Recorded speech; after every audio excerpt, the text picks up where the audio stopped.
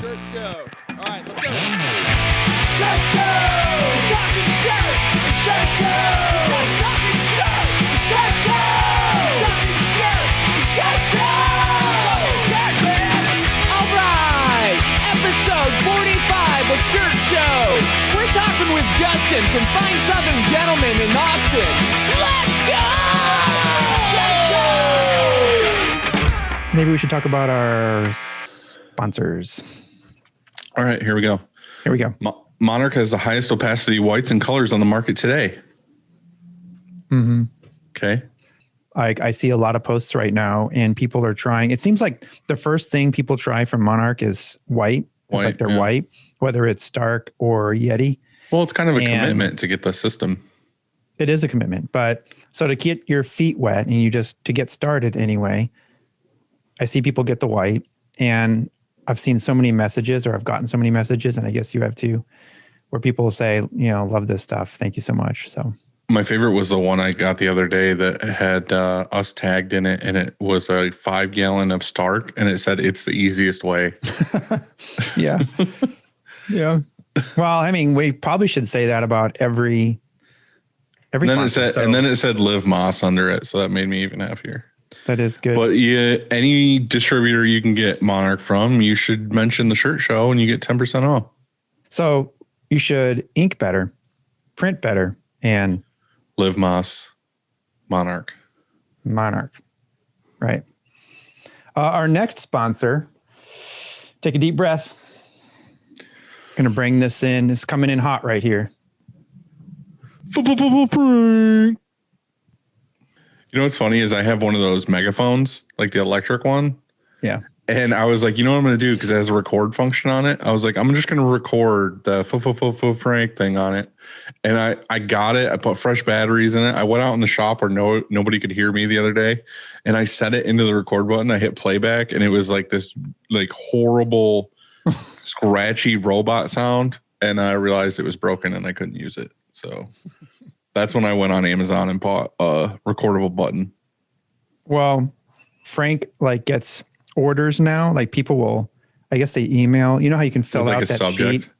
Yeah, that, and also people fill out that form or whatever for what mesh counts they want and this kind of stuff, and they'll put on there for Frank. And so, he's getting a kick out of it. And please do that if you're listening to this and you're ordering screens. Do that when you call him or order. Right. That you get an extra 50% off. No, you should. Of the Shirt Show special. Yeah. But Frank from GSF, Graphic Screen Fashion, while he stretches screens, I just sent off, it was 100. I just ordered screens from Frank too. Not restretches, brand new. Mm-hmm. Yeah, I need to probably get some new ones, but I'm just going with, we had 100. I have this breakdown, which is pretty interesting, and I'll share it with you later, but of what mesh counts we broke and, over the past 6 months. Thin thread, mind you, that we popped here, and we're pretty good. Like, we're gentle. We're soft-handed, all of us. Right. We all have very soft hands. It's a soft hand crew. Right. But anyway, Frank at GSF, if you need screens, call him. If you need emulsion, call him. If you need a hug, you can call a shoulder him. To cry on. Right. So he's just a good man. Dude, and I didn't realize how close he was to Chicago. Yes. Yeah. I texted you. I was like, hey, I talked to him, and he said, stop by and we're going. We have to. In fact, what's really going to be cool is I'm going to have my screens up there, and maybe I'll get to see it in action, see him in action, stretching my screens. That'll be pretty cool. So Our third sponsor is Easy Way. And it's the easiest way. Yeah. So I also want to thank Easy Way. They make chemicals. Let me run down this list real quick, because there is a list that I got from them originally. And let's hear it. A lot of it was kind of crazy. Screen washes, emulsion removers, stain removers, on-press cleaners, degreasers, washout booths, dip tanks, filtration systems, recirculating systems, spray systems, and more. What's the more part? I don't know. What's the more? Unicorn blood. I don't know. What was it? I threw you off. You did. Anyway, it's the easiest way. We need to move on. But before we do, I also want to thank our listeners. Hey, dude, we are so mind melded right now. I literally wrote separate notes in here to say like, hey, thanks for listening. You go ahead with yours because I'm interrupting. No, I mean, so I was like, we always thank our sponsors, but isn't it like our listeners, man, the people who tune in either on YouTube or on Spotify or Apple or wherever the fuck you tune in. It's so cool that you do and that you think that there's value to this somehow. And yeah, that it's fun, right? I mean, we get to talk and meet with other shops and I don't know. I love it. And so thank you so much for listening. And we're creeping up on a year now. You know that, right? I do know that. What episode is this? Is it 40, 45? This is what, like 45 or 46? For one of those. And yeah, so we got like, it's crazy. We got like 7 episodes left and that's a year. What are we going to do on that? I don't know. Like birthday, I guess. I'll probably have to put the Santa suit on again. Right. So what were you going to say? Were you going to say anything else? Well, I was just going to say like this is a passion of both of ours. Like we just love talking shop with other people. It's not really for any other reason than us just kind of getting together, shooting the shit. And it's awesome. And I love when people like tag us on Instagram and they show us like their shop hacks or dad jokes or what's for dinner or what they're listening to or what they're doing. So keep doing that. Keep tagging us. Tell your friends about us. We want to get this out as much as we can just because we love to talk and shoot the shit and keep doing it. So subscribe to the YouTube channel if you haven't yet. Like some stuff. Leave us a review on Apple. Or don't like it. Like, or go on there. Just be like, give it a thumbs down. Like if we want feedback, like if we're not doing a good job, just thumbs down. Like all of it. And we're getting a consistent thumbs down on YouTube. We are.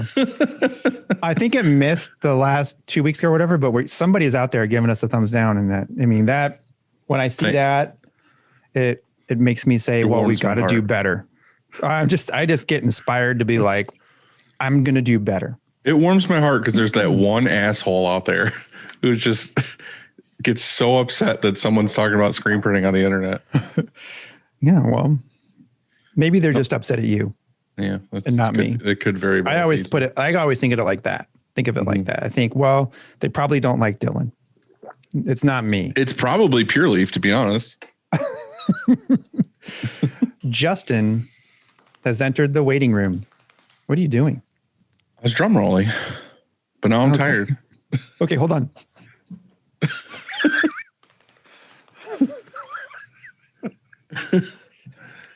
You got to bite your lip too. Okay, I see. Because I didn't hear anything. I heard. You didn't hear it? Hold on. You hear that? It still doesn't sound. It doesn't sound all good. Right, cool. Yeah, Awesome. I would encourage Chad to edit that out, all of it. I hope you leave it in for the video, so it's just me having the shakes for a second. How's it going, guys? What's up? Is it raining there?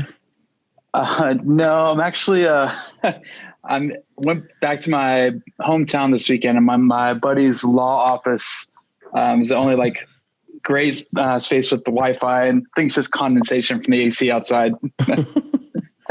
Now that you say that, it looks like a law office, like you're just sitting there. Yeah. So what's going on? What are you doing then? Somehow I had a free weekend finally and got away, went to come see my family. But yeah, it's been a crazy past few weeks for us. So it's good to just kind of unwind and decompress for one weekend. Crazy busy or? Yeah. Everything kind of changed over the past few weeks with our online store, and it just kind of went through the roof, and we've had to just do everything we can to stay on top of it and get product out on time. Like your guys' own retail stuff or? Yeah. Our retail, and then like we have basically a marketplace for a ton of other artists. And so we do all the printing and fulfill all their orders. But yeah, pretty much quadrupled here in the past like 3 weeks now. Why do you think that is? We hired on a marketing company. We were already doing like Facebook, Instagram ads and stuff like that. And I took a cold email and set up a meeting with these guys just to see what they're talking about. And, I had short-term aspirations of like, oh yeah, I'd like to maybe see like 20 more orders a day or something like that. And then like these guys came on and it just went crazy. So that's awesome. Yeah. I saw a post you made about your fulfillment saying you had, I think it was like 7 people helping and then you needed 50 or something, We probably do. We've hired on 4 people just in the past like 2 weeks in fulfillment alone. Because it looks like we're going to stay on this trajectory. So, I think we'll probably be adding more people on, and I'm sort of taking the same tactics that we're doing for our store to build for some of our other like brand partners that we fulfill for. So those are going crazy right now too. I don't think I've left the shop before midnight, like any time this week. Just been staying there, packing boxes and shipping them out. That's super awesome. I was going to ask, this question was coming later, but how did you find 4 people? Because we're hiring, Dylan's hiring. I think everyone's hiring. How is it that you found 4 people in, I guess, a week or something? Like, what did you do? A lot of these people were, they're all friends of friends. And I think almost every single one of these people were working at restaurants that they were either furloughed or, they're not operating at like maximum capacity yet because of COVID. So I think a lot of people just needed extra work, and this has been steady. And I think they've just decided to leave the other jobs completely and come work with us. But yeah, just put a call out to our friends, make like a quick Instagram post. And usually for stuff like that, it's like, if it's not a completely skilled position, it's usually easy to have people come in and like help out, because we're literally just, picking product, packing boxes, and we just need hands. So that is that like temporary or permanent positions? Those I think they're going to be permanent. Should be, and because we're bringing on more fulfillment clients all the time too, and so we've been needing to have more people like nurture some of the individual stores, and I think this will help do that. Hopefully in the next couple of weeks. That's awesome. Have you guys ever thought, like, this is like kind of a weird thing to say, but like you go into like a grocery store or something local and it's kind of like just like a shit job or like a high school job or whatever, and you see someone working in there and you're like, should I just like ask them like, Dave, you want to work for me instead? I've actually thought about that. Like some of the cashiers at the like the local HEB grocery store here, like they've been like, this one dude was like super courteous, very great customer service. And I was almost just like, I'm slipping a business card and be like, can I steal it? Yeah. Cause there are some things that like aren't trainable. You know what I mean? I was talking to our pre-press guy this past week who we're trying to turn into like our operations manager because he's one of those guys that's just like, he reads the instruction manual on everything. He just does a deep dive in the nitty gritty of things. I'm not good at that. And he is. And I think that's something that like, it's not trainable. Whereas like his job at pre-press, you can train for that. But the way he operates and everything else, like, I don't know, it's a good trait. And same with just being like friendly and great customer service and things like that. It's just something you have to have in you. I think that's part of it is you got to qualify them. It's not just a random person at this shit job or whatever. Like you said, it's if they did a really great job and you're like, hey, wait a second, they are awesome. And you want to give them a card. So I have done it twice where it was. Oh, you've actually done it. Yeah. So it's where we banked. So I'd run deposit all the, every day or every other day or whatever it was. And I got to know the people at that branch. And one day, I was there and they joked, this girl jokingly said, are you guys hiring? And I was like, well, actually, yeah. And she was like a teller manager, and so I figure, wait a second. And the position was for our accounting department. So for invoicing and things like that. And, they're handling money all day long, doing these transactions and they do a good job and they're with customers all the time. And so anyway, I said, yeah. And so we met and I hired her and then I did it. And then she moved to Texas actually. And she worked here for like 3 years though, and she moved to Texas. And then at that same bank, somebody said, "Hey, you know, I heard so-and-so moved to Texas. Are you hiring?" And I said, "Yeah." And then they gave me so much shit, you know, for hiring. Like, I guess they were like poaching 2 people from the bank or whatever, however they put it. And they kept joking. I almost thought like, man, I probably have to change banks at this point, you know, because maybe they don't like me. But yeah, I did it twice. I don't know. I think it is great. You know, you're out there and you see somebody and they're doing a job and doing it well. And if you have a spot open, then I don't know, you know, what's well, it's just funny. Like I brought that up because I was thinking about it last night. Like me and Chris, we were going to hang out last night anyway and like play video games or whatever. But I was like, "Hey, do you want to go on like a bike ride first? And like, we'll go get some food." Like I've been dying for like a good burger or whatever. So it was like 9:00 and I was like, "All right, let's go." We ended up going to Five Guys, like down in the city. And it was like right before close. And we're in there and there's this guy and he's like, you know, whistling to himself, like doing things fast. And he's like making burgers, whatever. And you could tell they like just made a shitload of bacon or something for burgers and they had a bunch left. And he's like, "Who's order number 23 or whatever?" This one guy's like, "Me." He's like, "I got so much extra bacon." He's like, "You want it on your burger?" And the guy's like, "Yeah." And he's like, "I got you, man. I got you." And he like loaded his burger up with like all the extra bacon. And then me and Chris, like they closed and me and Chris were outside. And like someone like turned the music up or like changed the music they were playing at Five Guys, like outside. And the dude's like outside, like whistling and having a good time. Like he just got out of work. He comes up to Chris. He's like, "Man, where'd you get that leather jacket?" He's like, "That's such a cool jacket." And he's like talking to us. He's like just so upbeat. And I kind of want to be like, "You want a job? Like something other than Five Guys? Because it would rule if you worked at my shop." You're just like such a happy dude. Yeah, it's good to have those sort of attitudes in the shop. Just keep the morale up no matter what. Well, the funny thing is, it was like a bunch of people were coming in at closing time, and like everyone else, you could tell on their faces, they were like, "Please stop coming in." And this dude was just having a great time. And it was just so funny because I wanted to, like you said, like slip him a business card or something and be like, "Hey, come work for us, dude." Yeah. I say you go back there tonight, get another burger, and then tell them, "Hey, you know, you want to be a screen printer?" "Hey, what you know about screen printing?" Yeah. So you're really busy with the fulfillment but you think you have enough people now, maybe, you know, with that recent hires. We'll see. We'll see. Yeah. I'm like looking at our, you know, order queue right now of stuff that hasn't been sent out, and there's 1,124 packages. So we'll see how it looks tomorrow.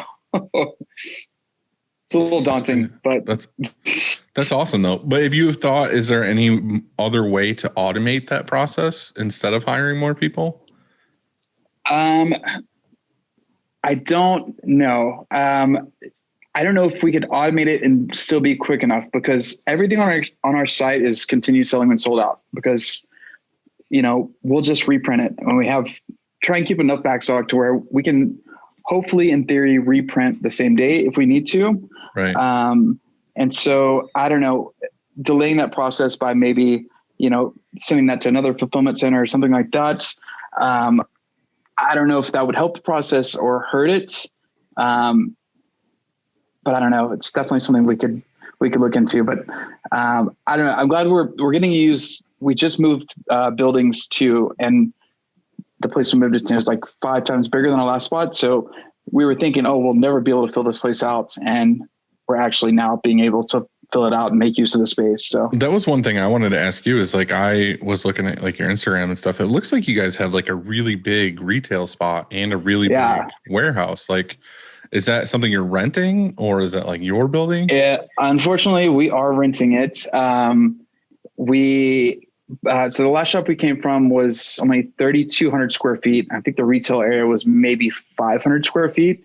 And when we moved into this new spot, we kind of had like the front retail area like blocked off. We were only using part of it, and we weren't sure what we were going to do, like thinking about bringing in a coffee shop or something like that. But over the past month, we expanded all the retail into there.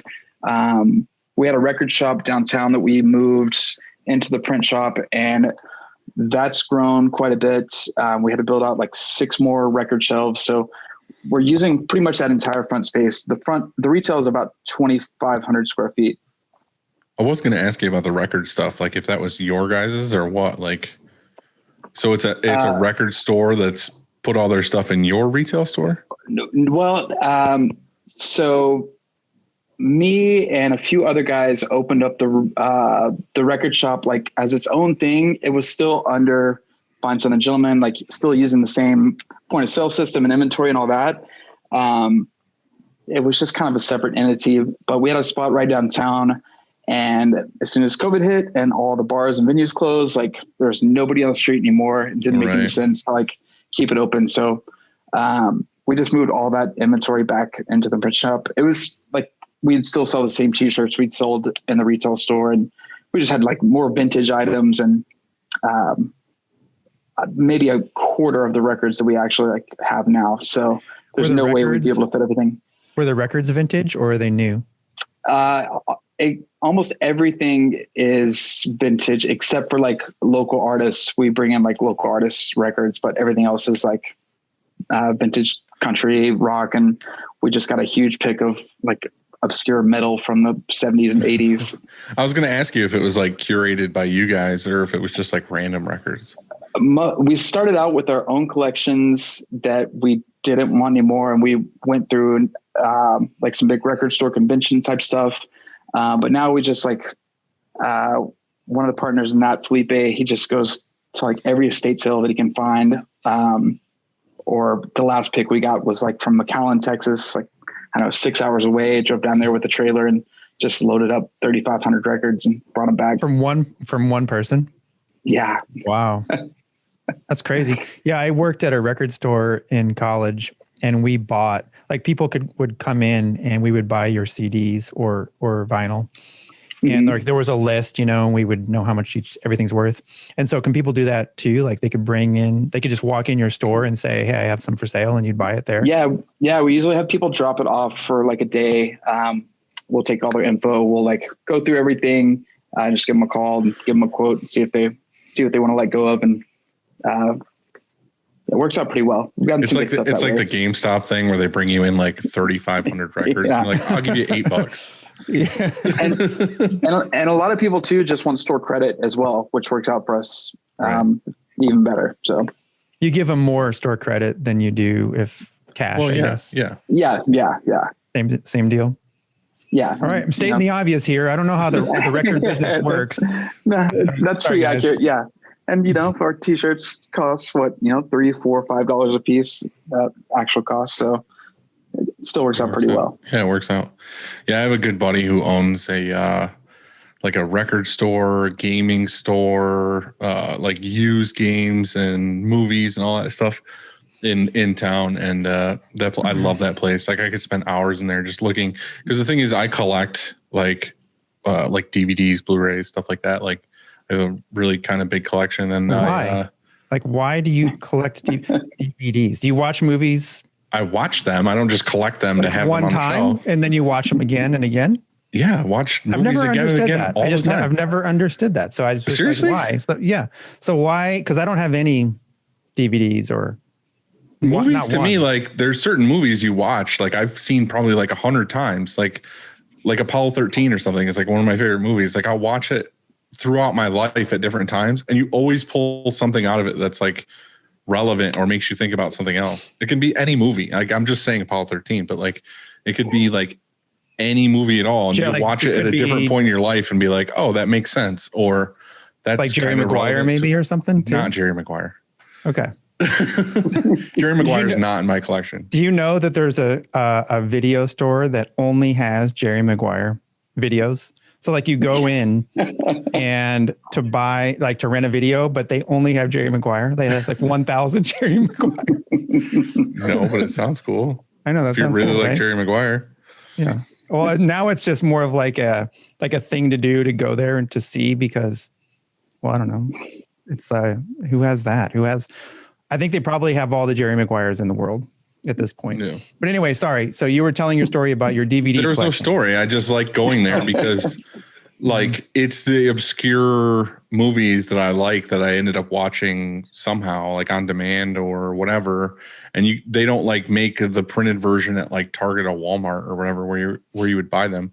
And you can find them there, or like really old movies that I liked as a kid that like you can find special editions of or steelbooks of, stuff like that. Yeah, I started like when we were doing some of these record picks, we started stumbling on like the old Disney movies, like with the hard cases, and I started collecting all those. I have like an 8-month-old daughter, so I started getting them for her. But then I started finding like the rare Little Mermaids with like the penis on the cover, you know what I mean, which are worth like $1,500. So I've started grabbing all that stuff, and any movie, VHS or whatever that I don't know might not be streaming in the future that like maybe I want my daughter to see later on. I've started like picking stuff like that up too. Yeah.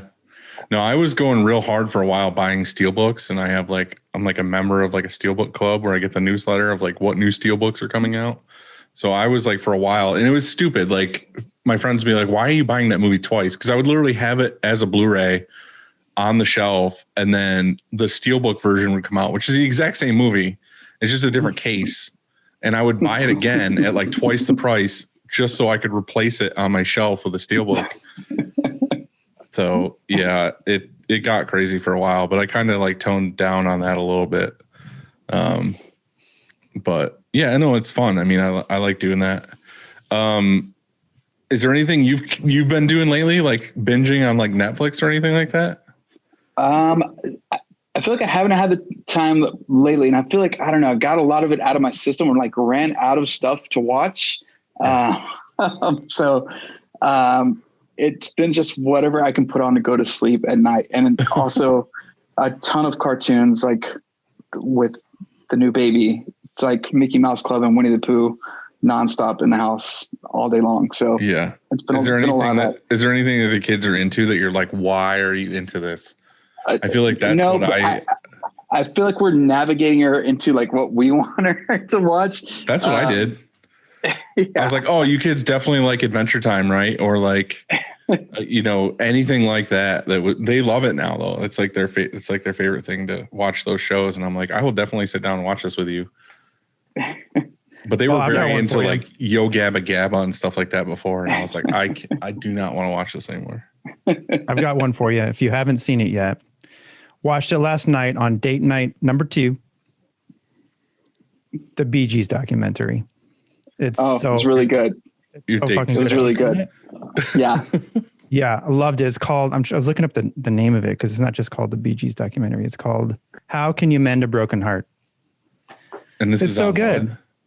I think it's on HBO, maybe. I can't remember. We watched it off HBO or Amazon. Amazon, that's, yeah. Yeah. I think HBO produced it or something, but we just bought it off Amazon, and it was so good. Yeah. I don't know. I loved it. It's like it talks about how they started, which I had no idea, like their roots, that they sounded sort of like the Beatles, and they were popular for that. And then they moved to Miami. This isn't a spoiler or anything. And then all of a sudden they came on the disco scene, and then they got hated for that. And just the whole trajectory. I had no clue. It was awesome. Were you both like scrolling through things and you were like, I have nothing else to watch, I'll watch this Bee Gees documentary? Or were you guys like, hell yeah, the Bee Gees documentary's out, I'm gonna watch that? That's what I was like. Yeah, I was like, hell yeah. And there was a lot of my friends had told me about it, and then there were so many Bee Gees songs that I didn't even know were the Bee Gees, or that like they had a hand in writing, like so many #1 hits that they like co-wrote for other famous people. Right. That you'd have no idea. Well, those guys were busy. That's how because when disco died, I had no clue that in Chicago, like this DJ too, that they blew up all the disco albums in the center at Comiskey Park or something. I had no idea this was happening or this happened. But then, so they couldn't really come out with a new album, or they could, but nobody really wanted it. And so they ended up for a while there, just writing for, like you just said, writing for other people, and #1 hits, like hit after hit. It was really cool. I love how you said like nobody wanted, kind of like how U2 gave everybody an album on Apple that nobody wanted. Like it downloaded with an update or something like that. Yeah. Everybody Yeah. got the new album. They're like, what the hell is this? Well, they were trying to do, I think they thought like, oh, this will be cool. We'll give away an album, you know, maybe this is a nice thing to do, but then it was a privacy, I guess, issue. It backfired, right? Well, to go back to your shop, but also I was watching some of the YouTube videos you guys have out, and for some reason here, like we've been really into like 90s country stuff that like we grew up with. And like your videos all had like Shania Twain, Alan Jackson, stuff like that. And I was like, hell yeah, we're in the right spot right now. Yeah, that's definitely my vibe for sure. Yeah, we put out, so I do like a little DJing on the side with my buddy. We put out a collaboration mixtape with Vinyl Ranch, who's another one of the brands that we sell. He's a DJ as well. And so we've made like 4,000 of those CDs. We've been putting them in every online order that goes out too. So yeah. So was that one YouTube video, was that like a mix you made of like country songs? Yeah. Together? All right. I'm going to have that then. I got you. All right. I'm going to need that. Cause we've been listening to Spotify has like it's literally called like 90s country list. And I think it's like 400 songs or whatever. So Dude, like I'll turn that on in the morning. I've got a good Spotify playlist too that I can send you as well. I'll need that too. Yeah. I don't know why. That's just been like our office jam lately. So I'll gladly take those off your hands. So anyway, I guess take it back and let us know like how you started and how you got into the whole screen printing and all that retail stuff. Yeah. So we started in Nacogdoches, Texas, where I am right now. My buddy and I were working at this like sports bar club thing, and we got they had like an empty venue in the back that they hadn't used in years, and the owner basically just let us take it over. All we had to do was like build the stage and buy the sound equipment and all that. And so we started as like a booking company, booking bands to come and play there, and called it Find Something Gentlemen. And then we started making t-shirts to sell, to like be able to buy more equipment and pay bands and stuff like that. And the t-shirts, like all the local scene kids started wearing them, and we were just having them made at a local print shop. And so then my partner, we actually got him a job at that screen printing shop. So he went in, started printing everything for free. We just had to pay for the blanks, learn the whole process. And then maybe like a year later, we both moved to Austin and started selling those shirts at like consignment shops around Austin. And we were having them printed in Austin at that point. And eventually another shop like the next town over was going out of business, and we bought all their equipment, just moved into my garage and started doing our own thing out of there. So it kind of just took off as a brand then, rather than like being known for like a venue. Yeah, totally. I mean, they weren't great designs at the time by any means. Like looking back now, it's like pretty bad, but these shops like took a chance on us, and like right in the heart of like South Congress and Austin, like where all the tourists were. So we were printing at the time, like just like Gildan 5000s. And instead of like normal hang tags, we had like garage sale tags on the shirts. They're like, it's like that. It's like that meme or whatever, where it shows like the Gildan tag being cut. Yeah. It's like starting a clothing line. Yeah, exactly. How did you approach those consignment shops and say, you know, hey, we have this brand or whatever? Will you? Dude, we literally just, my parents were helping me move or look for an apartment like that weekend in Austin. And we just happened to stop in there, and I had some shirts with me. We're like, hey, we sell these. Would you guys be interested in carrying them?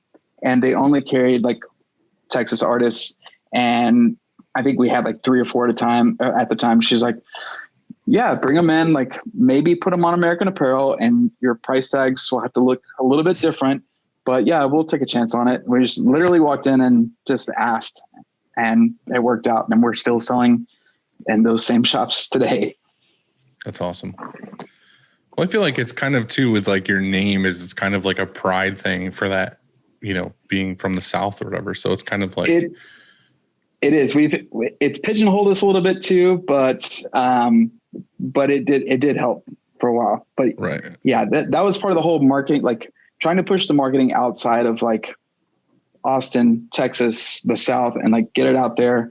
Like our branding now is like super colorful, upbeat, and like we've thought about changing the name a couple times to the record shop name, which is just feels so good because it works with clothing too. But I don't know. We're leaving it for now. I think it works. I think you should keep it. I think it I think you should keep I'm it from too. New York and I'm from the North and I think it's awesome. So Yeah, I'm from Missouri and I think it's awesome. And I think that, you're having trouble, or I shouldn't say trouble, but you're trying to fulfill now and you're super busy, as it is. Yeah. If it ain't broke, don't fix it, I guess. yeah. Yeah. I mean, All right. It sounds great to me. We interrupted. Continue your story. You went to consignment shops and Oh yeah. So we started just printing our stuff out of the garage, and then immediately, like any of our friends that had bands or food trailers or whatever were like, "Oh, could you print our shirts like on the cheap?" And so we started taking on some other jobs. My partner at the time, he was working at another screen printing shop. We had we actually popped off with like a World Cup shirts back in, I guess it was 2008. For Clint Dempsey, who is from Nacogdoches, and with his authorization, we were printing up a ton of these shirts and selling them online, but we only had a flash dryer at that point. And so we were undercuring everything. They were washing out. So we went and found another shop that would just let us like run the semi-cured shirts through their conveyor dryer. While we were there, he wound up getting a job at that shop. And then we would use that shop sometimes to like fulfill big orders.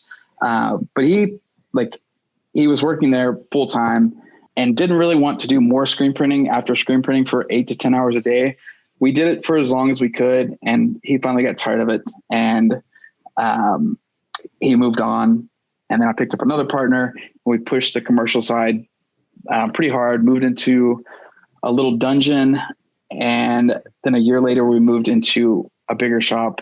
And at that point, we were like pushing live printing some more, getting some traction in Austin, and then wound up taking over 2 more bays in that shop. And then we were having bands come and play. We had like an entire bay dedicated to live music at that warehouse. And the partner that had then wasn't so cool with that. And he also had another side thing going. And then he eventually left, and we moved into another shop, and it's just been me by myself since then. And it's just kind of been growing since then. We're so still you had multiple partners up until this point? Yeah. So from the time you were in that garage shop, just to put a time frame on it, how long ago was that until now? That must have been 2008, and we probably moved into the first shop. It had to have been it was probably like 2010, I want to say. Yeah, probably about 2010 where we got out of the garage.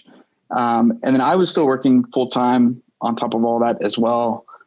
Up until we moved to the next shop. And it got to the point at my day job where my boss was like, "You probably should just go do your own thing, huh?" And I was like, I kept dwindling down my hours in full time to 3 days a week. And I don't know, it was the best decision I could make, leaving within a week with me putting all my attention into it.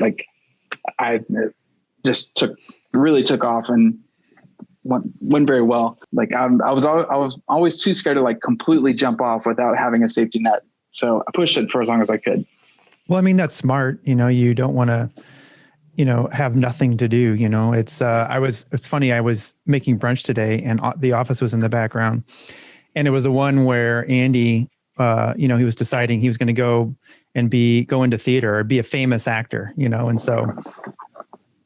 And to have a boss that came to you and said, "Look, you should probably just go do your thing." And I mean, that's a cool boss, right? And so, yeah. And it's a big deal. It's a big deal to leave that security. You have this job that's, paying the bills, and then now you're going to go and do this other thing. And so. And what was funny too is when I left that job, then we started printing their t-shirts. after that. And I started making more money just from printing their t-shirts than when I actually worked there. So it really worked out. Yeah, for sure. I saw on one of your posts you had, I don't know if that's the building now, because you said you had bands there in a, like inside in a bay, but it looked like you had a stage outside in the parking lot. Yeah. We took our chances and we wanted to fill the void of South by, since South by Southwest is all online this year. We wanted to have a show and like bring people something, because there wasn't a whole lot going on, and we had a really good time, like pretty socially distanced, safe show. Like I don't know, 6 or 8 bands, something like that. There was a marriage proposal that happened during one of the sets, which is cool. But yeah, it was like a huge vendor market, and had stage, sound guys, everything come out. And they were going to try and start doing that, like, I don't know, every 4 months, something like that. Maybe not like Feel So Good Fest, but like have something like that. So do you sell tickets to that, or is that just a marketing thing? Like you could come just come. We hope that people will buy, you know, some shirts while they're there or whatever, but I don't know, just brand awareness. That was why we were throwing shows at the old place. We didn't make any money off of that, but like, you know, we were just kind of starting out, and it was a good way for people to just get familiar with the name, and like they'd see the equipment and everything when they came in. They knew what the place was. And so I don't know if any of those bands needed merch, then they would know where to go. And then part of the way we paid some of these bands was we do like for the one we did a couple weekends ago, we paid them through t-shirts and cash. So hopefully like winning over some print business in the future. Mm-hmm.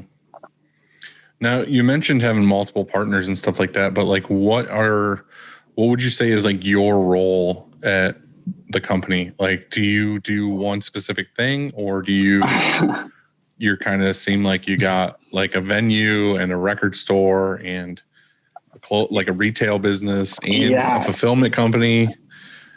I've been asking myself that a lot here lately. I've been trying to delegate out, because like the screen printing side of it, it's just me. The record shop, I really have like one partner left in that since we moved over. He's basically just pricing records all day long and sorting them. And I'm shipping them out on Discogs for him. My like daily routine right now is very, very, very stressful, and I'm trying to delegate out and get some more people to help me. I'll come into like 400 emails in my inbox every day. I'll try as quick as I can to flood through those. And then usually UPS shows up. We lost our receiver a few months back, and so our production manager is way too busy to knock it out. So I've been doing receiving every day as well. Once I get done with that, I try and start on actually ordering the blanks. So I'll do that from like 1 p.m. or 2 p.m. until try and get them in by 4 o'clock every day. And then I'm also building the work orders for all of the retail stuff. Like our fulfillment team gives me the counts. I'll build a work order. I'll jump over there and help them flood through some packages. I'll fill in for our production manager. If we're short on the floor, I'll go and help out with that. I still do a lot of the marketing. I do some customer service, like nurturing some like new big clients or people who need like special attention. I still do some of that. And yeah, lately just still shipping out a ton of boxes. I need to get a receiver, and I need to find somebody who can like order shirts. You pretty much just mentioned that you are literally every position at your company. Yeah, I'm doing a lot except for pushing a squeegee, I would say. Now, is there like, I know, I mean, both of us and everybody listening to this pretty much knows how it is, but like, are you just having trouble letting go of certain things, or are you more just like, I don't have time for this, or I can't find the right person, or well, I do have a hard time letting go of certain things. It's with some of the customers, like our process will change, or like there'll be some fine detail that only I can pick up on, or like sometimes it will take me just as long to like explain something to somebody as it would for me just to go and do it. And then some of it I really like managing people is not my like strong point. I like managing products, and right. That's what I've always loved. And there's like, I don't know, it feels good to kind of do that. What are you best at? And then what do you like doing? the most? The best, I think. Be honest. Well, no, definitely. I mean, so what I was saying too about like ordering shirts, like I've gotten into this with like people in all the Facebook groups as well. I probably spend way too much time doing this, but like I'm always like I'm price shopping every single vendor that we use to build the cards every single day and like save us as much money as possible. And a lot of people will just be like, oh, well, you know, that's only like 10 cents per shirt you're saving. Just order from one vendor. I'm like, yeah, 10 cents times 1,000 shirts or whatever, like that money adds up pretty quickly. And if I can knock that out within like 2 hours every day, I don't know. That's one thing I have. Do you ever, and I've done this a couple times, but like, do you ever go, like we have like our main 4, but like I realistically order like 90% from like one place. Do you ever like contact your rep and be like, hey, I'm like, say exactly what you're saying. Like, hey, I'm going from SNS to Broder to Sanmar to TSC, and I'm looking for the best price. Do you ever just say, hey, the best price I found for, you know, whatever, like a 3001 is at Broder, but I'd love to order it from you. Like, just make a list of your most sold items and just tell them like, hey, I can get these prices at these places. Can you match or beat this? And just have them do that. We actually did that. My girlfriend works at the shop too. She did that, I guess about a month ago, with Comfort Colors, which is what we print most of our retail stuff on, and negotiated the price down by like 50 cents per shirt. And we're getting Comfort Colors right now for cheaper than I've ever seen. And that's awesome. Yeah, we're ordering like thousands and thousands at a time. But we're also talking with, we're trying to get custom shirts made through Toltex right now to replicate like, you know, the 80s, 90s country band tees like from back in the day. I started noticing Toltex tags on some of those shirts in my closet, and we like the larger fits and like single stitch and things like that. We're like, well, if Toltex could make them back then, why couldn't they make them now? So we're talking with TSC and Toltex to see about getting those custom shirts made. We sent in a sample and hopefully get some of those going here pretty soon. Dylan, you took the words like out of my mouth, because with that hive mind. Yeah, same. We're on the same wave again. But I would say we order 90% of our blanks from the same distributor. And years ago, we got program priced. And not only are we program priced, but we're incentive priced and we're on freight advantage. And there's like so many reasons, why we want to go to the same place. And then, like you said, there's the other 3 that sometimes, we have to fulfill some orders with because maybe the other one doesn't have it, but that's literally the only reason. Like the only reason why we're buying from a couple of the other vendors is just because maybe the main one is out of that shirt. Otherwise, I would prefer just to order everything from them, never shop it around, and just put it in the cart and hit buy and then go on to the next order, because like you said, you don't want to have to waste time. You are bombarded all day long with things and you're pulled in a lot of different directions, and you have, like you said, all these emails. And so, I mean, I think it was smart of you a month or 2 ago or whatever, and your girlfriend to say, look, well, let's just try and get better pricing on this stuff, because they'll do that. They'll go in there and, they'll look at what you buy the most of, and they'll adjust the pricing, because they want to sell to you, and they want you to buy all of your stuff from them. They don't want you going anywhere. Well, what you were doing was super smart. Like there's nothing, like you're definitely correct with shopping around and saving like 10 cents here, whatever, because you're ordering the volume. So like I'm all for it. I just know that like we've had a couple chances where people really, like these companies like SNS or Broder or whatever, like really, really want your business, especially if you're ordering like a fuckload of Comfort Colors. Yeah. You know what I mean? They can look at that alone. Like the hard part is if you're all over the board with like brands, but if you go to them and you're like, hey, there's this one specific brand that I've been buying from so-and-so, I'd love to buy it from you. Can you get it to me for this price? If you do, I'll definitely order all of them from you.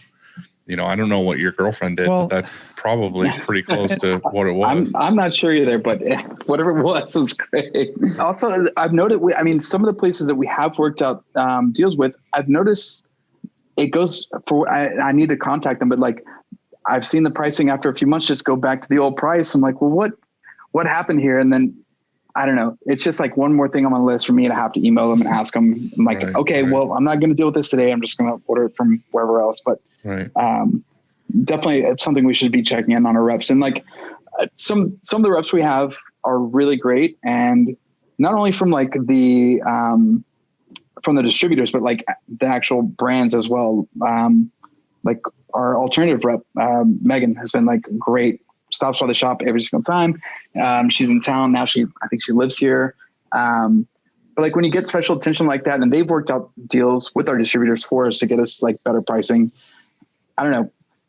The personality of your rep plays a lot into it as well. Like maybe I'll throw the costs out sometimes if our rep is like super cool and attentive and like tries to help out with whatever.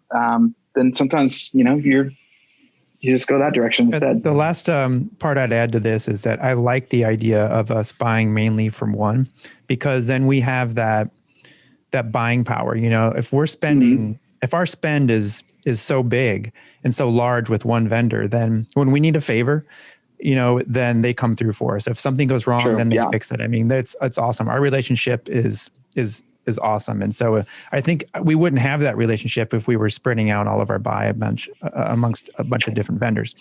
That's true. So I don't know, but it sounds like what is your work day? Like how many hours do you work? Are you burning the candle at both ends here? And it's going to probably burn you out. I think what he did is he has the candle at both ends and they carved out the middle and lit the wick in the middle too. Right. Yeah. The past couple of weeks has been like that. Like, and it kind of has been for everybody, which I don't like, which is why, like, we just ordered our third auto this week just so we could hopefully start getting more stuff out the door. Yeah. Congratulations. Quickly. Thank you. Awesome. Our production team runs 410s. Got that from Printed Threads. It seems like it works way more efficiently. So they're off on Fridays, but we've run kind of a skeleton crew the past couple of weeks on Fridays, and then we've had a couple of people come in on Saturdays just to kind of get us caught up as well. But yeah, I've been trying to get there at 9 or 10, and then I've been staying until 11:45, 12, 1 o'clock in the morning. Dude, the past couple of weeks.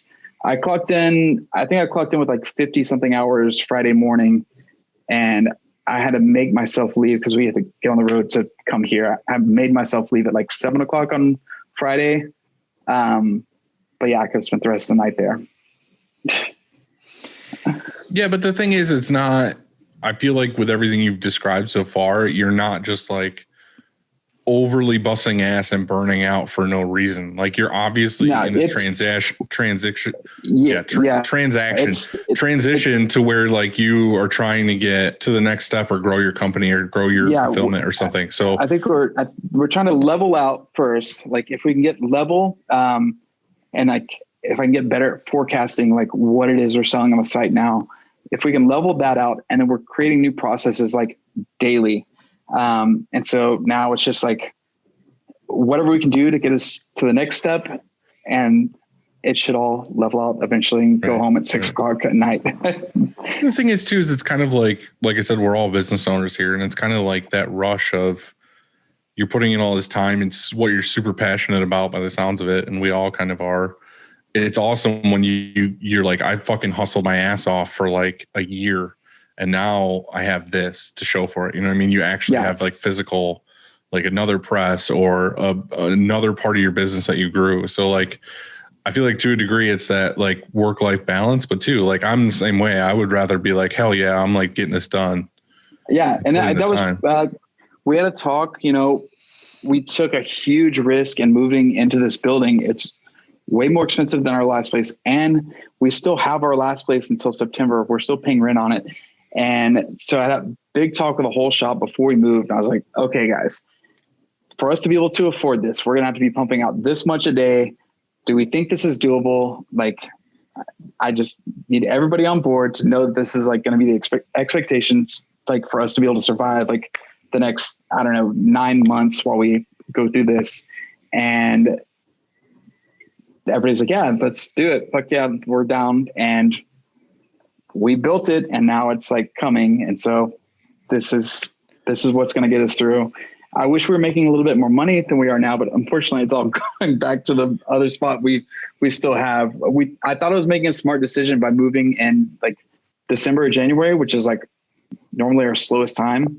And I thought this being Austin, we'd be able to sublet our place, but it hasn't been that easy. What's the real estate like there? I mean, Austin's got to be crazy, right? It's really, really expensive. We had the opportunity to buy a building, and it was actually like 2 blocks from my house that I like just moved into, I don't know, like 6-8 months ago. And I was really excited about that. And then talking with the owner, he had a for sale sign up and he was like, well, I'm not sure if I want to sell it or not. And it was a crazy good deal. It was like a little bit out there. We would have no foot traffic. But I don't know, our last place, like we were paying like, I don't know, around $3 a square foot. Now we're paying, I don't know, maybe like, it's probably close to $1.50 a square foot, something like that. But the place we're in now like has a little bit more foot traffic, which is good. But yeah, it's so hard to find any commercial real estate around here. There's hardly anything is up for sale, which is why we're renting. And if we were to get something big enough, I mean, the building we're on would probably go for like $3-4 million. It's insane. There's 2 parts to that though. Like, are you really getting a lot of actual foot traffic in the shop, like in the retail space, or are you selling way more online? We're selling way more online, but our retail sales, like from where we were before, we would maybe have like, I don't know, 2-3 customers come in a day. Where we're at now is there's like 150 condos right next door to us. So those people are just like, they can walk right over. And it's just like a new thing in the neighborhood for people to come check out. But the retail sales like are, I don't know,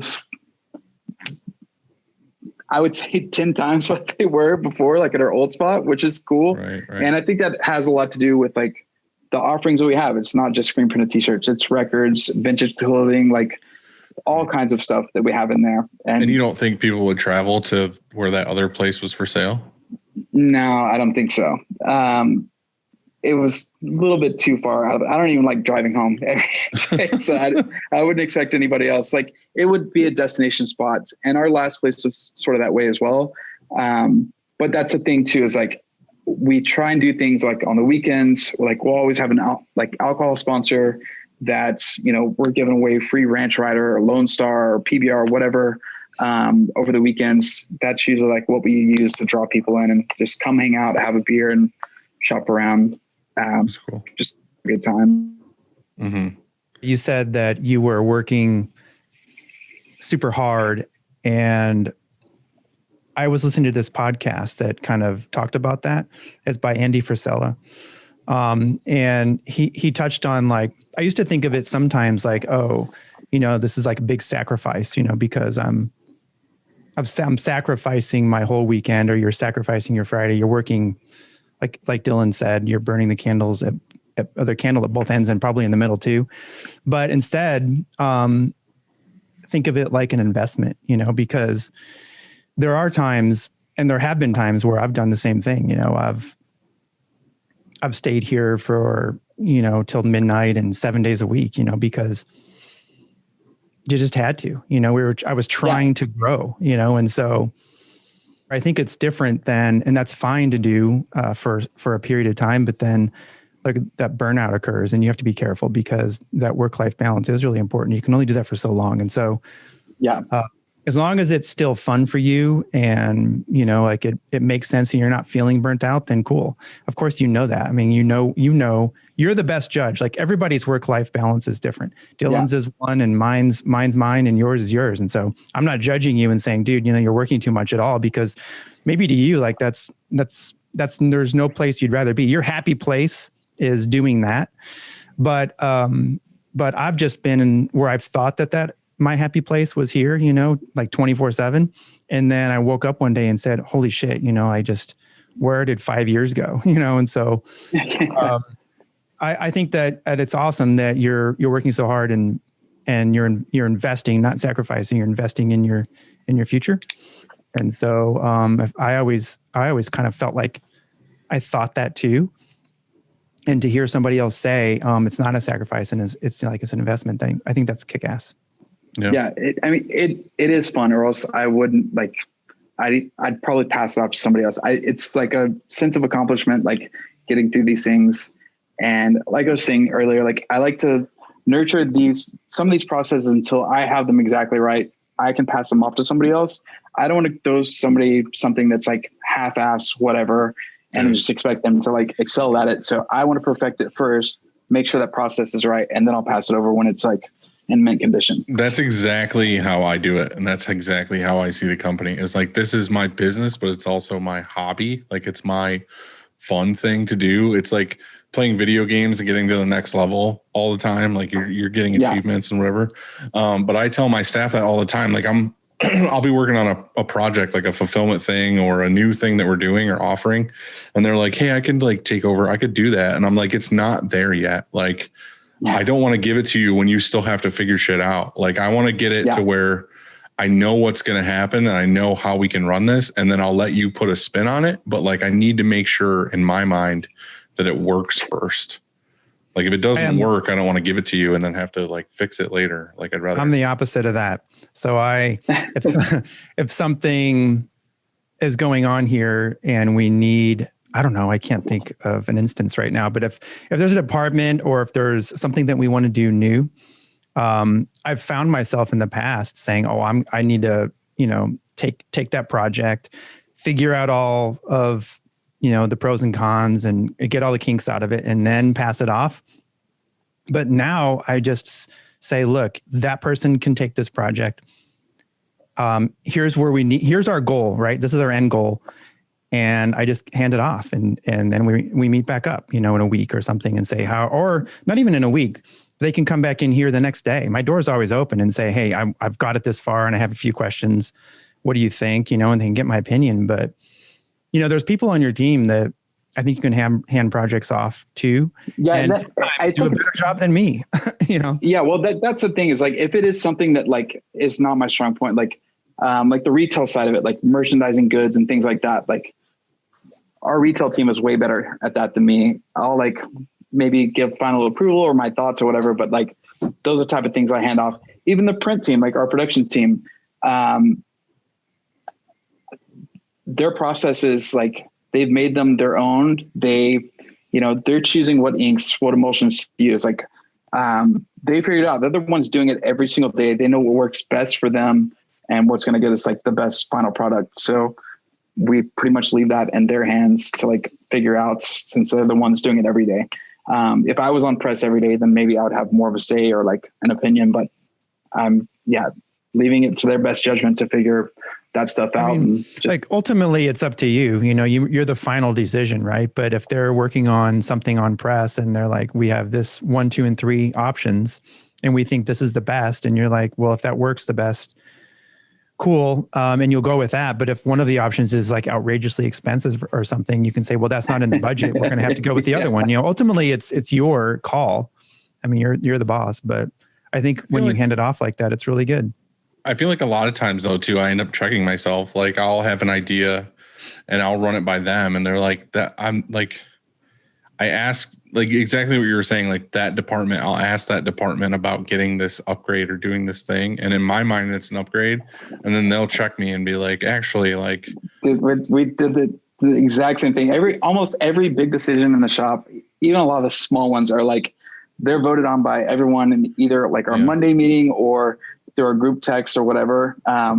Like with the third auto, like we went back and forth on that. We got everybody's opinions, trying to figure out like, is this going to work? Is this worth it? I feel like that's super important because it's like, you're not doing that. You know what I mean? Like you're not out there, you're not doing that process all day long. Like they're going to know if it's going to work or not. Like, you know what I mean? You could be like, oh, I need another auto. And they're like, well, I don't need another auto. I need one more employee to help me do this thing with what we've got.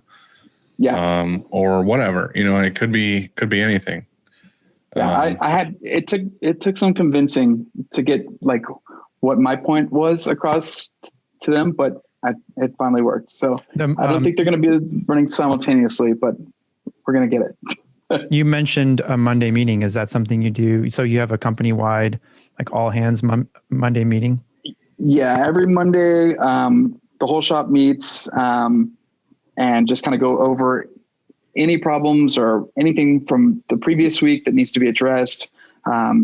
Any like rush orders, where other departments could help out other departments, any big projects coming up or events or whatever, just kind of, they've been getting longer and longer the more people we have on staff now, and the more ideas we're throwing out. But it's like the one lull in the week where everybody comes together, talks, and just gets everything out, which is, I think, pretty good for us. I have two questions, or one question and one idea. And the first question is, do you do that like at the beginning of the day, like everybody meets at 8 a.m. or whatever on Monday, or what time is it during the day on Monday?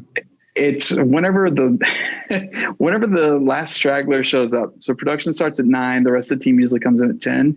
Once everybody's like kind of set, we'll get everybody together, unless we're in the middle of running like a discharge or water-based job, then we'll hold off. But usually about 10:30, once everybody's in, set, and in their places, and we get it together. Yeah, I mean, I think that's really important to find a time, an exact time, and start sharp on that time. My experience anyway, the way I think meetings I've found anyway, meetings run the best is because, well, meetings are expensive. You have everybody there and it's not cheap, And so I hate having 15 people standing there and we're waiting on 3 other people or whatever. Cause I'm like, oh my gosh, it's such a waste. That's what we did this past Monday. I didn't know we were in the middle of a discharge job, and I got everybody together, and they're like, we still have about 40 more shirts to go. And I was like, oh, So we all just sort of, all right, how was your weekend? Everybody got any good jokes or whatever? So that works. I mean, that's like it's a nice thing to talk about, everybody, and ask how their weekend was. So that works too. The idea I had, and I mentioned this before, but it's really working for us, is that if it's just every Monday, I don't think it would be too much. I tried doing it every day and I thought it turned out to be too much, but if it's just once a week, I always like at the beginning of the meeting, opening it up, just have somebody from the team compliment somebody else, and to say how, like, you're doing a good job, because it's not only is it real, because like every time there's at least 3 or 4 or whatever people that stand up and say, I appreciate you because, or whatever. And at first, like the first one, I'll admit, was a little awkward because people were surprised. They do like trust falls and shit. We don't do anything like that. No, it's just it's because, you work with everybody every day, and sometimes you acknowledge and say, you're doing a great job. But a lot of the times what happens is sometimes you don't even, have or communicate with somebody until they do a shitty job. And you say, hey, by the way, the screen you burned it wrong. And then the next day the screen is not lining up, or the next day. And so isn't it nice to sometimes say, like every day when I tell you burned a screen wrong or whatever, or this is happening, and you fix it super fast. Well, I appreciate that, because if you're missing out on that, super passive aggressive. Hey, you finally did your job correctly. Thanks for doing that. All right. Maybe my example was poor, but I think you get the point. And that is that people, they like to, for a minute, just to know that, we're all on the same team here. We're trying to get shirts out the door, and we're trying to do a great job, and it's fucking hard. This is a really complicated. If I knew how complicated this was, I almost was going to say I wouldn't have done this, but I would have still, because it's still fun, and maybe that's what makes it so great. Yeah, I say that all the time. Like, when you think about how many different variables there are in this industry, like how much easier it'd be just to have like a restaurant with a set menu. Like, go to Five Guys, you have like 5 things you can order on the menu, and that's it. That's what you're getting. You know what I mean? But yeah, I mean, your blanks, your Pantone colors, your squeegee pressure and angle, how many layers of emulsion you're using on each, like so many little things along the way that, like, a lot of people don't realize how much goes into it. And that's part of the reason why we did like the video that's like on the top of our website now, trying to explain that to customers. And like, I put it in my email signature now. So like everybody can see, like, check this out before you think we're just like pushing a button and a shirt's being made. Like, this is all that goes into it. But yeah, it's tough. Like, and and I think that's maybe that's what's fun for me for the retail side is like, that's our own product. We have complete control over what we design and put out. And we don't like have to go back and forth with the customer on that. And I think that's like one of the driving things for me. That's what is the most fun, is seeing the stuff that either we're designing or our friends are designing going out the door and having complete control over it. I think that's what Dylan was saying earlier. You know, it's like a video game. You're trying to get to the next level. And with screen printing, like, you'll never master it. Like, you'll never get to the boss level and then beat the boss. And then, oh, you won the game. You can't. Fireworks. And that's what, like, I was thinking about when you were just talking about all the variables and stuff in screen printing. Like, I think about that shit all the time because I always want to try to be as the best at whatever I can do. You know what I mean? The best kind of printer for what we're doing and all this other stuff. But it's like, there's so much pressure from like all angles in our industry too. Like, just us in the behind the scenes, nothing to do with the customer. Like, other shops you talk to or reps that come in, they're like, you have to have this perfect exact EOM, or you have to have, your pressure can't go over 35 or fucking, you know, all this shit. And it's just like, that shit's not real life. Like, you could print really rad shirts like 100 different ways, like different screen meshes or different inks and all this other stuff. It's like, everybody has their own secret sauce to like how they make shit work really good. So it's like, well, and that's one of the problems. So we've been talking about this, like, we're, you know, trying to find another press operator to hire on. And that's a problem we've had in the past too, is like, people with like that master screen printer mentality that come in and act like they know everything. And like, you know, we have our process along the way. We kind of want people, like, we'll gladly take suggestions and ideas, but like when people come in and like, oh no, you should do it this way. And we're like, well, I don't know if this way's worked for us for so long. And, you know, like, we're talking about hiring 2 press operators. One will be like an experienced person, hopefully. And then the other, we're thinking about training up from like somebody we have on our team already. But yeah, it's hard finding like printers with a lot of experience that are still humble. You know what I mean? That, right, like, they don't have a chip on their shoulder. Yeah. And we've gone through quite a few in the past that like, it ruins the vibe in the shop. And that's the other thing too, is like, with all the new products that come out, like almost on a weekly basis, it seems like nobody's a master at this point. There's always some new ink or process or digital squeegee now. Like, everything is changing and there's new processes all the time. So, I don't know. Well, they'll come out with an ink and you're like, all right, man, I've been using this ink for like 10 years. I think I've got it dialed. And they're like, yeah, that ink's no good anymore. We came out with this other system. And it's just like, oh yeah. And it's like the viscosity is different and like the cure temp's different. And like, now it works on this blended shirt. And it's just like, holy shit. Like, you try your best to keep up. But again, like, we were having the discussion, me and Andy were talking in pregame about how like I tried to hire a new printer and it didn't work out. And now like we're hiring within and, you know, I'm taking over this thing. But when we were talking about it this weekend, if we should hire that guy or not, we were like, well, the guy that we hired within, he plans on leaving here at some point. Like, he right now is studying to be a pilot. He wants to join like the Air Force, but he knows it's not going to be for like another like 3 years or 4 years or whatever. So that was my hesitation before, to be like, should I hire him as a printer? Because we know for a fact he's leaving in like 3 years, but he's a really good dude. And I was like, all right, let's just do it. But the thing is, we're like, you don't know what's going to happen in 3 years. Like, in 3 years, we might be like, yeah, let's get a digital squeegee, and we don't need more presses. We can get more stuff done on one press or 2 presses or whatever. And it's like, maybe I should just take that risk and like hire him and have him here while he's here. And then I feel like 3 years, 4 years. That's a long enough time if he wants to be a printer, sure. You know, I know, but you know what I mean? Like, in what we're saying, like, shit changes. Like, I don't know in 3 years, what's going to be the new thing? Like, Right. I feel like out of nowhere, well, not out of nowhere, but like kind of creeped up kind of fast was all this like direct to film stuff where everybody's like, oh, you know, direct to film now is like the best new thing. And they're changing DTG printers into direct to film printers. And it's like, well, fuck, I didn't expect that a year ago. You know what I mean? And now everything's like, oh yeah, you can do crazy like color counts with direct to film for like low quantities. And I'm like, well, you know, I don't know what's going to happen in 3 years. We might be doing things totally different then.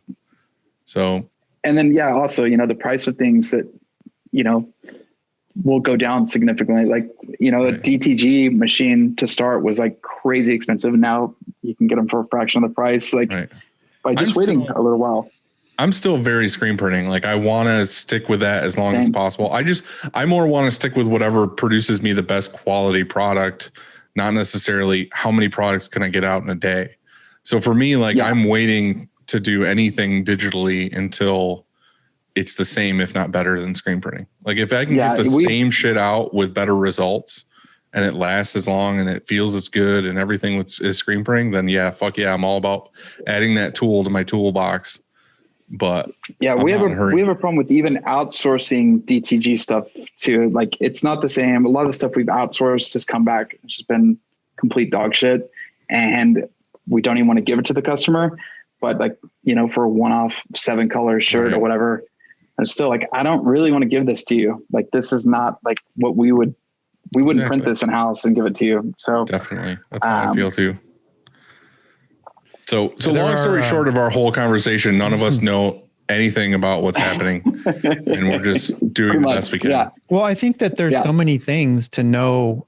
There's so many variables, just like you just said, to learn and to always keep up with, that it's nearly impossible. And so that's why just this week I had somebody come down that's an emulsion guru. Actually, that's his Instagram, is Emulsion Guru. And he's from Carmeline, and he spent the entire day in our screen room because just a screen room alone, I mean, it can has a million variables. Has a million.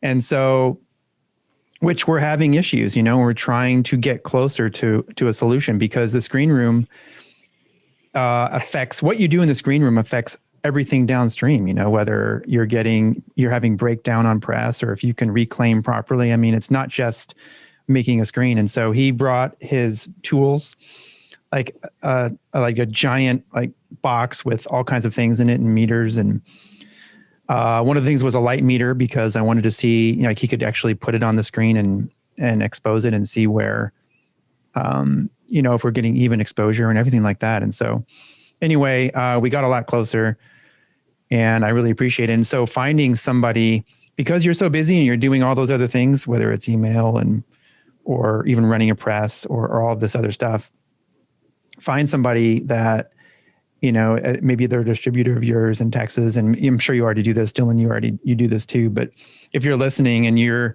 can't figure out your screen room, reach out to somebody and say, whoever you're using for your emulsion, doesn't have to be Chromaline, whoever it is, and say, look guys, I use your emulsion and I'm confused.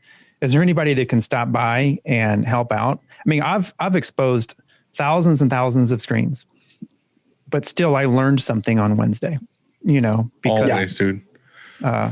It's tough, you know? And so anyway, there's those people out there. That's what his specialty is. That's all he does is a screen room and emulsion. And so that's what he does every single day.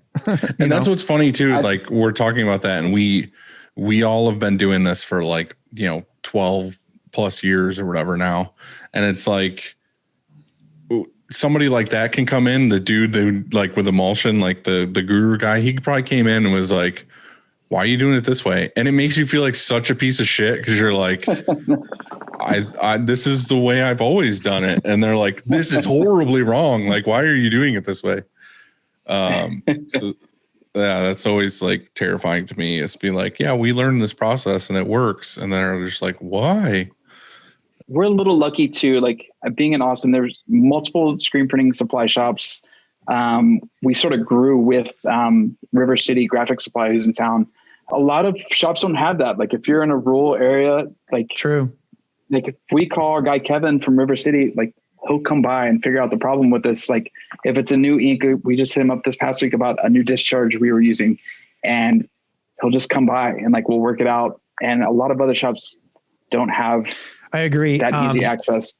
In fact, I posted about him being here, and Kellen from Black and White in Canada, he's like, that doesn't happen in my town.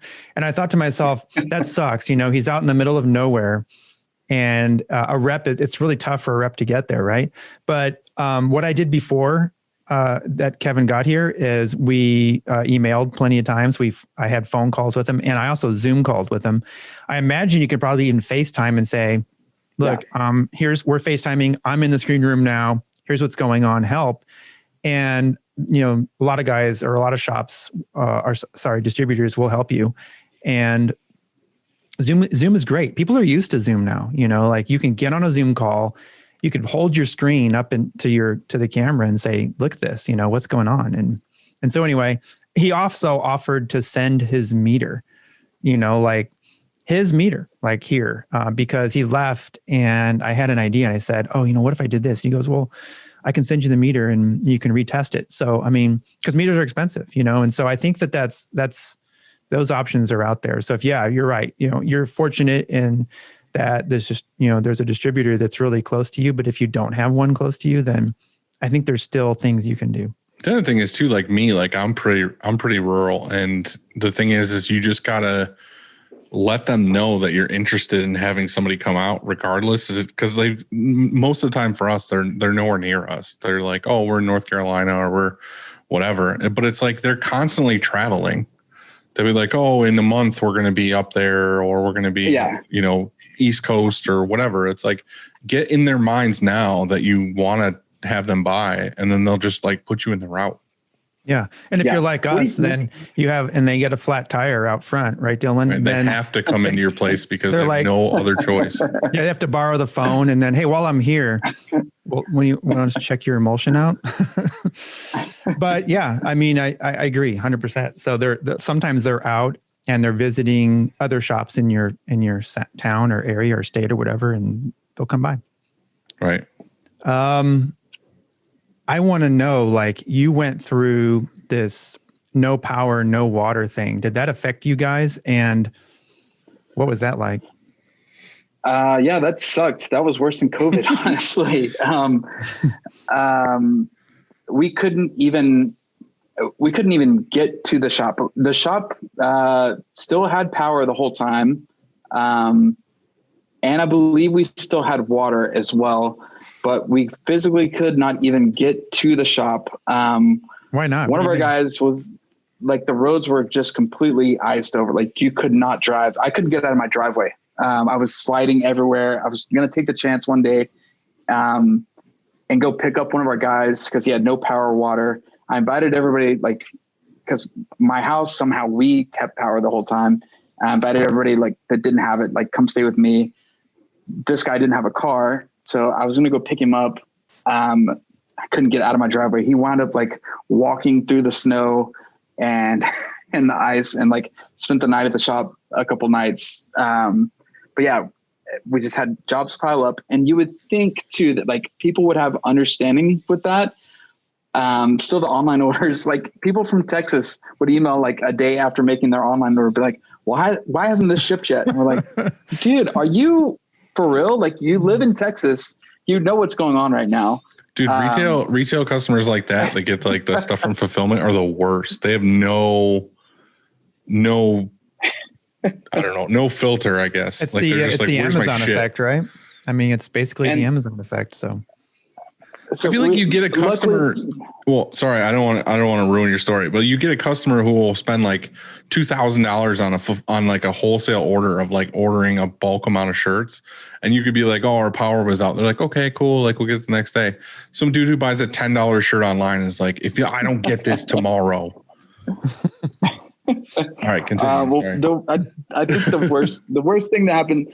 So everybody was pretty chill with it. Everybody understood. Even like the rush orders we had, like, it didn't matter for them anymore because nobody could like get to their event or whatever they had going on. We did have one customer in Nashville that absolutely needed their order. They had a show on like that coming up Monday or something like that. They needed all this merch. It was a huge order. no way they could have gone through all the merch in one night, but didn't quite understand like what was going on, even though it was like international news. I assured her we'd do our best to get it done. We'd overnight it if we had to, whatever. We went through some artwork issues at the last minute and had their artist finally send us over the vector art. We had the team stay until probably 10:30 that night just to get this order done, because myself and Felipe were going to drive it to Nashville for her over the weekend. Wow. And it was like front prints and sleeves on each shirt. It was like 10 different designs. We were finishing up the last 3 shirts, and we noticed that when her artist sent over the new art, they misspelled her name on the sleeve, like switched 2 letters. Luckily it was only on about a third of the merch, but yeah, we still had to drive. That's a third too many. Yeah, we took it all up to Nashville. You drove? So you actually drove we drove. How far is that? Had to have been like 14 hours or something like that. So we made a stop along the way, and then we went to go pick up another record collection on our way back. So we like made a trip out of it, but it still wasn't quite good enough. And somehow it was still our fault. And it was our fault. We should have checked it, but I don't know. Just the amount of effort and risk that we took into it. Like all the roads are still iced and snowy driving there. But we made it work. We got the merch there, had merch for the show. So they're your customer for life now, right? No, they better be. Dude, I would not be. I would not be surprised at all if that is not the case. Like we've had that before where we have bent over backwards. And this is like the conversation we had with Independent. Like they don't know what's happening behind the scenes in order for them to get like those blanks or get like those prints or whatever, like the long hours, the work till 10:30, a 14-hour drive to get it to them. All they care about is, did you get my order here? And is it correct? You know what I mean? They don't care about your sob story. Like, and it sucks because we put like so much blood, sweat, and tears into like doing those things or just making sure that customer's happy. But there's some customers, obviously it's like good customers that are like, holy shit, like I'll be with you forever. But there's some that'll be like, next time around, that same person could email you and be like, well, I quoted this out to somebody else and they're 10 cents cheaper a shirt. Like, can you do that? And it's just like, are you kidding me? It's really funny to say that same customer. We're going through that right now. I was right. On a reorder. Some of those garments we ordered weren't available through the same distributor, so the prices went up by like maybe 25 cents, and they're nickel and diming us for it. Dude, I knew it. I knew it. You're absolutely right. Why is it that when you do an order and something goes wrong, they want a discount, but when you do an order and something goes right and you drive it 14 hours and all of these things, you don't get a tip, or a bonus, I should say, like, shouldn't it work that way too? Like, holy fuck. She gave me an LP. She gave me a record. I guess that was my tip. Well, hey, well, it's just like, I don't want to get into too much of a sob story, but it's like when we were a young business, you know what I mean? You're doing everything you possibly can to make a customer happy or like get big clients. You know what I mean? Like back then you're like, oh, you get Joe's shop who comes in and orders something. You're like, all right, cool. We used to deliver every order before. Like, right. But I'm saying there's people that you'll email or you finally get like that white whale or something of like, oh, this band's on Warped Tour, and you're like, oh, they're going to be great for us. And you work weekends, you like put in extra hours, you like don't get paid for times, you do this, you do that.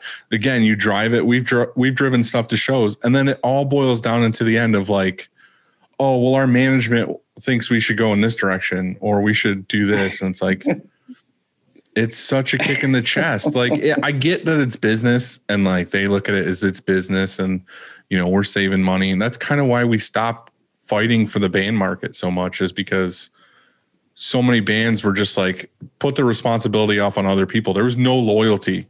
You know what I mean? It was like, oh, well, you know, it's a faceless thing of like, we're a group of people, not one person. And the band decided this or, you know, whatever. It was just like, it's just such a, they don't realize that it's like, for us, it is personal. You know what I mean? Like we put the time in, we looked at every single one of these. We, you know, went the extra mile for this. And it's, yeah, you always hate getting those emails asking, oh, can you send us all of our vector artwork that you have on file? And it's like, oh no, what's happening? We've gotten a couple That's of those. when you draw dicks, you just draw subtle dicks and everything, and you send them to them 72 DPI. JPEGs. That's a really good idea, actually. I have something to show you. Check that out. Oh, it's clear cut. It's my new, So now Eric from Night Owls is going to get mad at me because he does not like these threads here. Like he says they're messy, but I really like the lid idea, like the screw lid, I should say, instead of the pop top or whatever. Mm-hmm. What do you guys think? I finally found one. Well, we were discussing this and I gave you my 2 cents and I see you went the other direction. Well, I really liked your containers. However, it had writing on it. They weren't as stylish. And, you know, Rick, he sent me the same containers that you use, but I wanted something that had this screw top so that I could cover it. And then also that would not crack. I mean, well, this actually does crack. We put it to the test. We drove over it and failed. And speaking of, hold on, you posted that and I immediately sent you the Napoleon Dynamite clip and no response from you. Well, I know it was Napoleon Dynamite. I know, but like Kyle didn't go, dang it. He did. He just couldn't hear He said him. like, damn it or something. Oh, really? I wanted him to have the elbow out and go, dang it, and then pull away.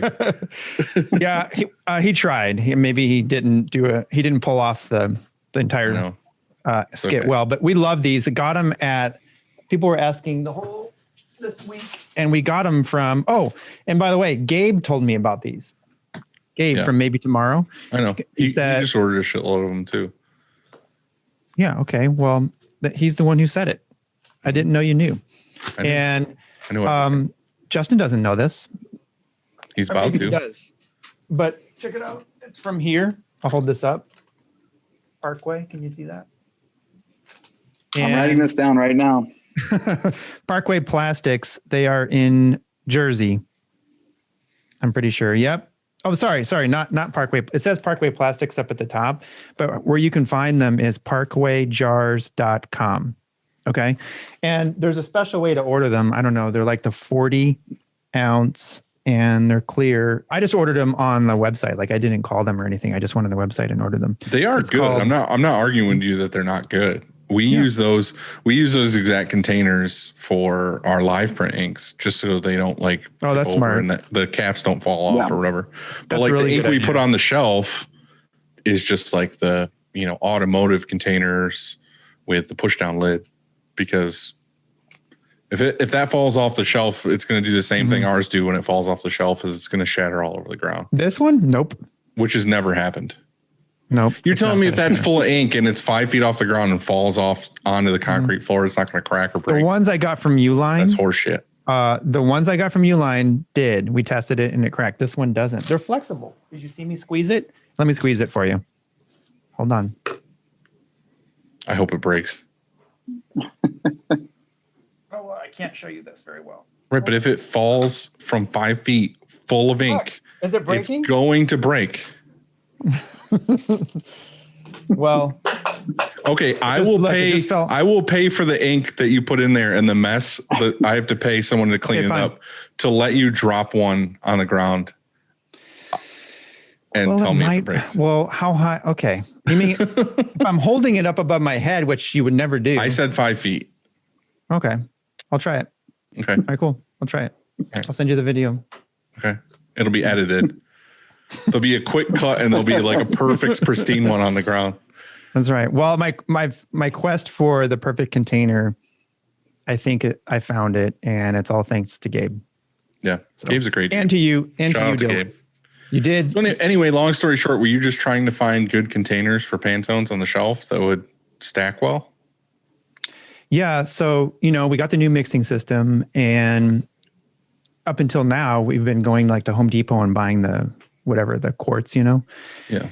and they don't have lids, and that sucks.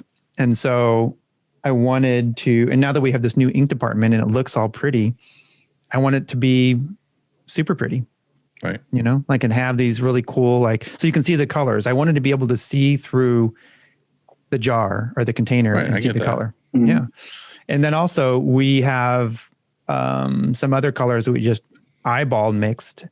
Like, let's say you have a customer comes in and they want to match something or whatever, Well, you can hold up your Pantone book to it and get close, but sometimes if we match, let's say there's what are those called? Like a Henley that has different color sleeves, and we have to match the ink color to the sleeve, which is really hard, and it's a heather sleeve or something. Well, then we'll just mix it to our eyes, and then we have this color and we call it something. And I want to have it in a container that has a lid that we can just save it instead of collecting dust, because we've been terrible at that. We have open containers, and that's no good. Yeah, that's a big one, is making sure you have lids for sure. Yep. So I found it. Thanks, Gabe. And this is something, I know we're not in the tips section yet, but I learned something a little while ago and it blew my mind. It was like one of those things that is a no-brainer, but I've just always done it this way, is like when you're mixing, we didn't have as much of a problem with it before because our old system was mostly base and then pigments on top. So when you mix the ink, you're putting a bunch of base first, and then you're putting a little bit of pigments on top. But now that we're doing a system that's mostly mixing ready for use colors, you're mixing in random colors in the bottom of the cup. Well, I found out that you can or should put in a little bit of curable reducer or base and like line the bottom of the cup with it first and then put the pigments in, because then when you actually mix it, you're not getting pigment stuck along the rib of the bottom. And then your color's not going to be accurate. Oiling the pan. Yeah. Oiling the pan. That's cool. Who told you that? I think it was International Coatings posted like a thing on Instagram that was like the proper way to mix colors. And I saw that and I was like, that makes total sense, because how many times have you mixed a cup and then realize like you're stir forever and you're like, I can't get that blue out of the bottom edges or something. Mm-hmm. Because realistically, how many grams of that color is stuck to the bottom of the cup that you're not mixing in? You know what I mean? Like your color's not going to be correct because you're missing 10 grams of blue in the bottom of the cup. That's an absolutely beautiful tip. Right. A beautiful hack. Thanks, Dylan. You were talking about fulfillment earlier, and it's something we're doing more and more of now. And in fact, we're building out a whole section for it. I want an auto bagger, or at least folder bagger combo, or maybe even just a folder. I don't care. But do you have that? And would that help speed up your fulfillment aches and pains? Dylan, what do you do we have thousands we're doing a week right now. I have a say in this, but I want to hear what you guys say first. Well, I saw three things. One, I saw that Talk Shirty. Ron and Scott, they have a portable sort of. I've seen it firsthand because I stop by Ron's all the time. It is super nice. It is super nice. Yeah. It's like I don't know at what stage that works for you, how many shirts you like, if you're doing that, daily or whatever, if that works for you. Then there's an auto folder bagger that's like double the money. You've probably seen it. I think it's made in Europe or something. It's on casters and you can roll it around. It's bigger, than their machine. It's like a tabletop machine. It's really cool. But then there's this next one that's, I want to say it's like $12,000. And then there is like full on, inline. Is it like the K90, like the M&R one or whatever? What are you talking about? That's $12,000? The folder the folder bagger from M&R. Oh yeah, they have one. And by the way, they're getting ready to, I guess you would say, upgrade it, because it does a really good job of folding t-shirts, but maybe has trouble on like long sleeves and polos. You have to buy like an attachment I think if you, with the current one, you have to buy an attachment that does long sleeves or hoodies or something. Well, this one's going to, it's getting ready. The newest model is going to do them all. So have either of you considered at any level getting an auto folder at least? And then it's really cool. Like, Ron's and Scott's, it pops up. You've seen it. It pops up at the end. You can just put a bag around it. And going that route, or even getting one that automatically bags it too and seals it. I'm getting something this year regardless, because we have to fold and bag a ton of stuff. I feel like if you are doing something like Fine Southern Gentleman, if you're doing a ton of retail and you have to bag everything, like poly bag it even before it goes into the mailer, poly mailer or whatever. I don't know. You guys probably aren't bagging before it goes in the mailer. We actually don't bag any of our stuff. I find that it, like, once you bag it and you try and put it in backstock, everything just slips and slides everywhere. Right. We don't bag any of our stuff. And then also for the retail side, people, like, if that's the only size we have, it's going to get taken out of the bag to, like, see if it fits or whatever. And I agree. We've never really messed with it unless we're doing like a live event. Like if we do a music festival where the weather can come through one night and like ruin everything, then we started bagging if we were taking it to like festivals. There's two things. In our fulfillment department, we decided to go with custom boxes. And I mean, there's a bunch of different boxes out there. We ended up going with boxes to keep everything kind of together and keep like dust and lint or whatever else off of items. But we do get a bunch of customers that constantly, I would use this more for customers that just prefer to have everything folded and bagged and sent to them because they want the whole, tagging, bagging process. I feel like if you're doing a ton of that, then you would want like the full inline, like M&R one. But if you're just doing here and there, like little orders, or not even little orders, but decent size orders, I would go with more like the one that Ron and Scott have, where you lay it on, it folds and it pops up and you just slide a bag on it and pull it off. But I think for just fulfillment for yourself, like putting it on shelves, I wouldn't bag it. The biggest thing with that is that you just like environmentally, you don't need to use that many plastic bags. I don't know like how it is in Texas, but here in New York, like they banned like single-use plastic bags.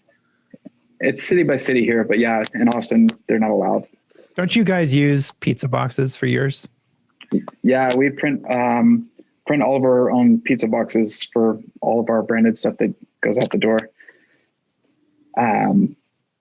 Which we were doing it on our poster press before, but now it's either like start of the day or just after lunch or at the very end of the day, we turn the dryer temp down. Now we're printing all the boxes on the auto presses and just sending them down the dryer at low temp, high speed.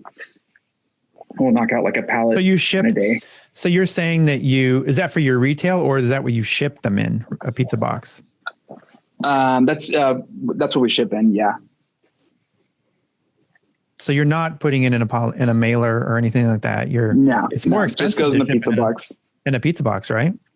Yeah, it is. But you like the presentation, like when they receive it. Yeah, it does wonders for social media. You get the unboxing. We get so many like Instagram stories from people. It's just marketing money at that point. Yeah, yeah. And we used to do it. It used to be we were printing the top and then the inside top and then the bottom as well. We don't have time for it anymore. It's just the tops. We used to have like the Instagram handle, what to tag, blah, blah, but we're just doing our best just to get the top. You ever tried ordering custom ones already printed? Yeah, we've tried that. The problem was before, like if we would order in like a pallet of boxes, it would take up the entire shop at the old shop. And then we were talking to a couple box companies. It's so expensive to have the, what's it called? Not even shipped, to have the actual plates made for them to print. Yeah. It was like $400, $500, $600 or something like that. And I was like, I don't know. And they wanted you to order like 4 pallets at a time and have them in constant rotation. And we were also ordering our boxes from Uline, which is really expensive. And we found a way better, like a restaurant supply store that they're really cheap. So now it's just, I would think for pizza boxes, you could definitely get them from restaurant place. Yeah. Right? Yeah. So we've just been doing it that way. And And also our printers like it because it increases their auto counts every day. So now what would be, like 1,000 impressions, now they can not say they had 2,000 impressions for the day. And so it makes everything look so much better. When I order from you, I get it shows up at my door. It's in a pizza box. I open it up and there's a shirt. It's folded, I guess. And then you include a CD. CD, usually some stickers, and usually we'll throw in a shop rag as well, like a printed shop rag. What do you mean? What's a printed shop rag? Like it's those little red rags. Yeah, the little red rags. We usually print in the corner of those for people to like have in their back pockets, because we wear them at the shop in our back pockets. So we just branded them and send those out. They're actually cheaper than stickers. I don't know about after labor, but we'll print up like, I don't know, a few thousand at a time just to have them done. Where are you buying those? Are you buying those at like because I've seen them at places like Lowe's and stuff, like super cheap too.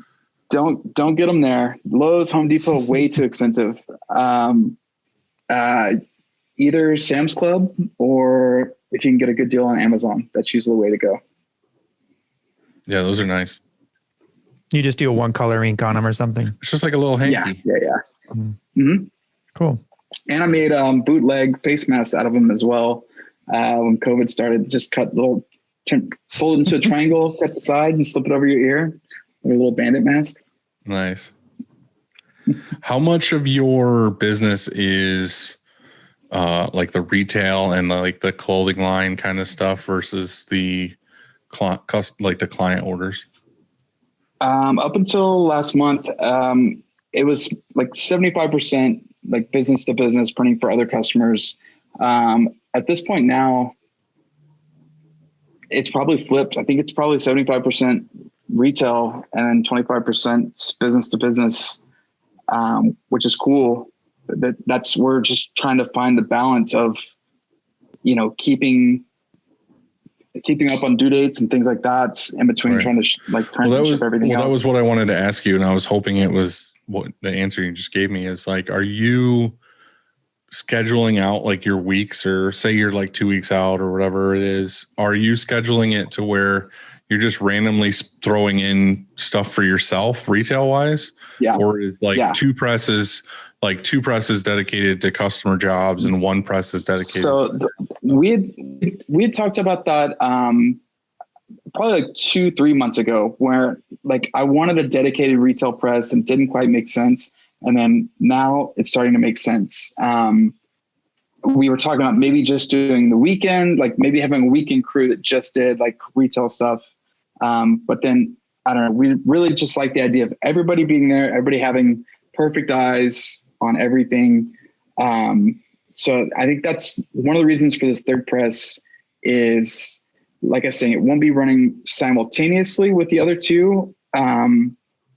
But we started thinking about like our big press, we're setting up, 6-7 color jobs. It could take up to an hour to set up a job doing that. So now we're just going to start pushing it out on the other press. We can run probably 3 jobs in the time it takes to set up like a 7 color job. And just increase the numbers for every day. I'm guessing you don't have a registration system. That's something else we started talking about. And we're still talking to Rock about like just having them send us at least the palette and not go jump in completely with the whole deal, but at least like the palette. Cause I don't know, we started waiting. Can you hear him, Dylan? He cut out. I think his AirPods died. Okay. Pee break. Can you hear me now? Cool. Yeah. Okay. But yeah, the registration system, that was another thing that we were talking about that I think we definitely need to look into. We watched plenty of videos. I'm trying to convince the rest of the shop to like get on board with it. I think if we could find any small efficiency, it'd be totally worth it. Yeah, I mean, when I heard you say that you spend an hour setting up a 6 color or 7 color, it should be 5 minutes. Dylan will tell you. I mean, on average it is. I think some of the new jobs that we've been doing, and some things we've been sending out some things have been sending out that maybe don't come back the way we think it should. And a lot of it is maybe where the art wasn't correct to begin with. And that we think we're losing them. I think you're frozen. You're frozen. Hey, Dylan. Hey, bud. Hey, I got that over there. I got that pizza. Where's your? Oh, my fucking arm. I'm not eating that mac and cheese. I told you it expired 9 months ago or some shit. There's no way. Like, I'm not eating. Pizza break. Started to. It looks really good now. It looked terrible before. It doesn't look terrible. It looks terrible. It kind of does. Still. I'm just going to be honest. Frozen pizza. Well, I mean, Well, if he's gone, he's gone. I wish we got the fun part coming up, though. We got fun part. We got quick. Well, we got to figure it out. It's fine. If I have to drive to Austin right now, or he's not in Austin, wherever he is, I'll go and fix the internet. Okay. Why don't we just do that after Chicago? We'll just get on a plane and go visit him. Finish it up. Mm-hmm. This is like the same thing that happened to Jonathan, and they're both in Texas. I don't know if that's coincidence or not, but you remember that, right? Just kept freezing. His internet seems better now. Hey, can you hear us? Yeah, I can hear you guys. Okay, cool. All right, we're back. It's not echoey either, so it's good. Cool. Yeah. See, this isn't live, and so it'll be fine. Yeah, Chad will edit most of it out. Yeah. I don't know what we were talking about, though. I can't remember anymore. Registration system. Yeah, the registration system. So, like, honestly, I know you said you got a third press. When we had 2 presses and we invested in our screen room, which cost as much or more than a press. And you know what? It output more than a press too, because once we had all that dialed in and we had our registration system, like you said, it was taking us an hour to register a job, right? I mean, a 6 or 7 color, a complicated job. It took a long time, and well, not anymore. So it's like having a third press. And so I don't know how the registration system works on a Rock. Is it a pin system? I don't know either. Honestly, I thought I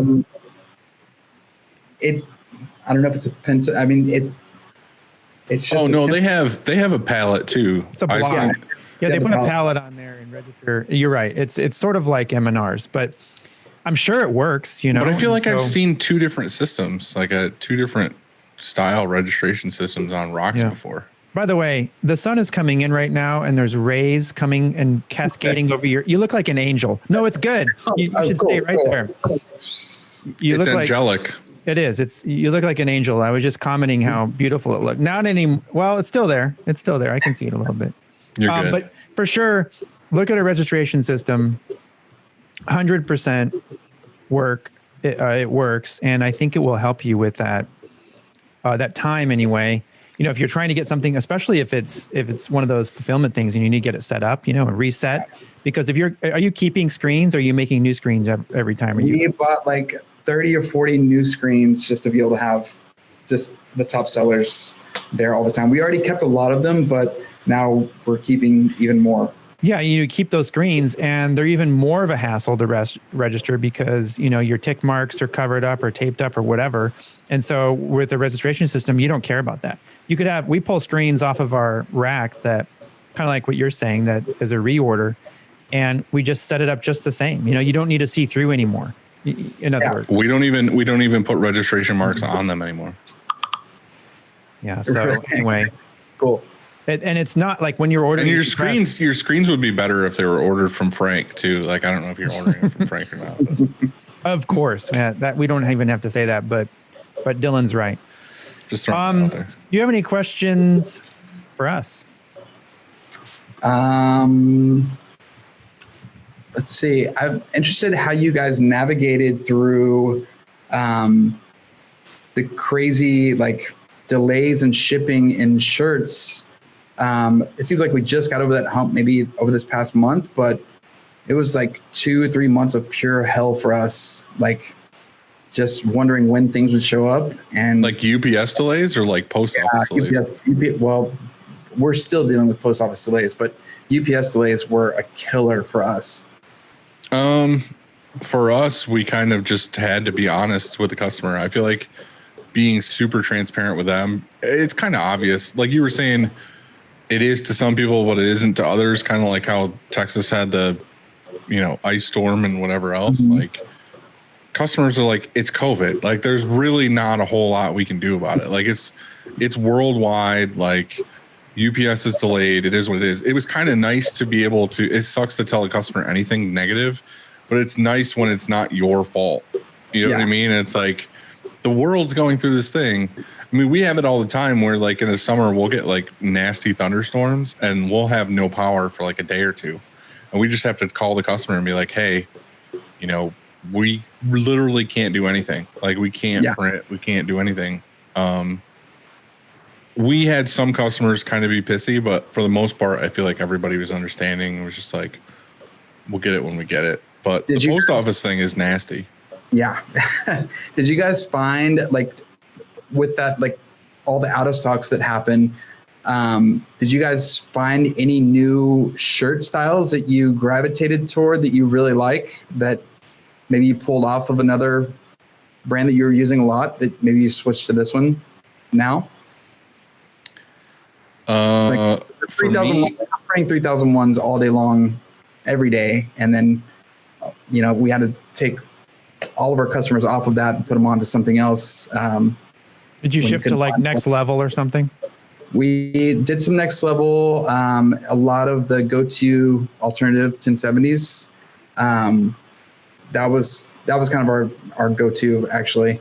And then, with a lot of the discharge jobs we do, like running to the overdye process, that was another pain, not knowing what we were getting into. Dude, I don't want to bash anybody, but like I've had so many issues lately with Next Level and the overdyes that I'm trying to avoid ordering them at all costs at this point. Yeah.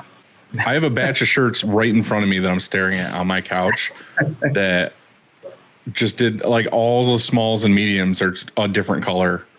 And I have to reorder all of them because they were overdyes. Yeah, it's a pain in the ass. It sucks. Well, I kind of forgot about it until you mentioned this again now, but like you were saying that you're kind of working with TSC and Tultex on working something out with you on that. There was a brand of shirt that I have on right now, and I wear literally every single day this exact same shirt, that my undershirt. I have probably like 80 of them in my dresser drawer at home. That is my all-time favorite shirt that I've never heard anybody but me talk about. And it's the ELO brand that I think TSC bought. Yeah. But now they absorbed them into Tultex. It's like, it's a Tultex shirt now. But that's literally my all-time favorite shirt. Like the best collar. It's like an inch or two longer than a standard, like a 3001 or something. Great shoulders. Like everything about that shirt, I'm like, I love this shirt. Yep. Well, anytime I had a customer ask me about a shirt that I would recommend, I always send them to that shirt, and everybody who's ever ordered it loved it. But apparently, not enough people bought it because now it's a Tultex shirt and not an ELO shirt. Does TSC does it ship out of? Do they have a distributor near you, like in Texas, or does it all come out of the East Coast? No, they have one in Houston. A lot of the specialty, like their pigment, like their heritage tea, I think it's only available in Ohio and maybe Philadelphia or something like that. Somewhere, Ohio and somewhere.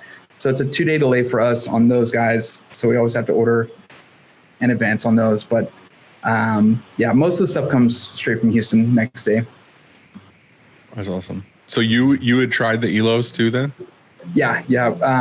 We did the ELOs back in the day, and we order a lot of the what was the ELO like raglan sweatshirt. A lot of the retail stuff gets printed on that, which turned into Tultex, and then we'd order it in, but it would still have the ELO tag. So yeah, it says that as a disclaimer now. It says like if you order this Tultex, I can't remember what the number is, but it says it might still have the ELO tag in it.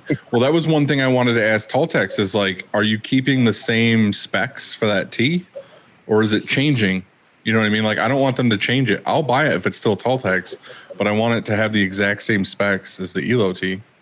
Yeah, and I think it will be the exact same product, just with a different label Tag. now, which is good and bad. Like, because we were using Tultex as like our sort of bargain shirt, and I don't know. You don't want people to think that like what they're getting is going to be like some bottom dollar or whatever. You still want to think it's like a good product. So I don't know. It's also like, and they're discontinuing the heritage shirts, which I'm a little bummed about because we were using quite a bit of them, which is why we were asking like, hey, could we just have, maybe we'll replace comfort colors with this new shirt we're going to develop. So hopefully it works out.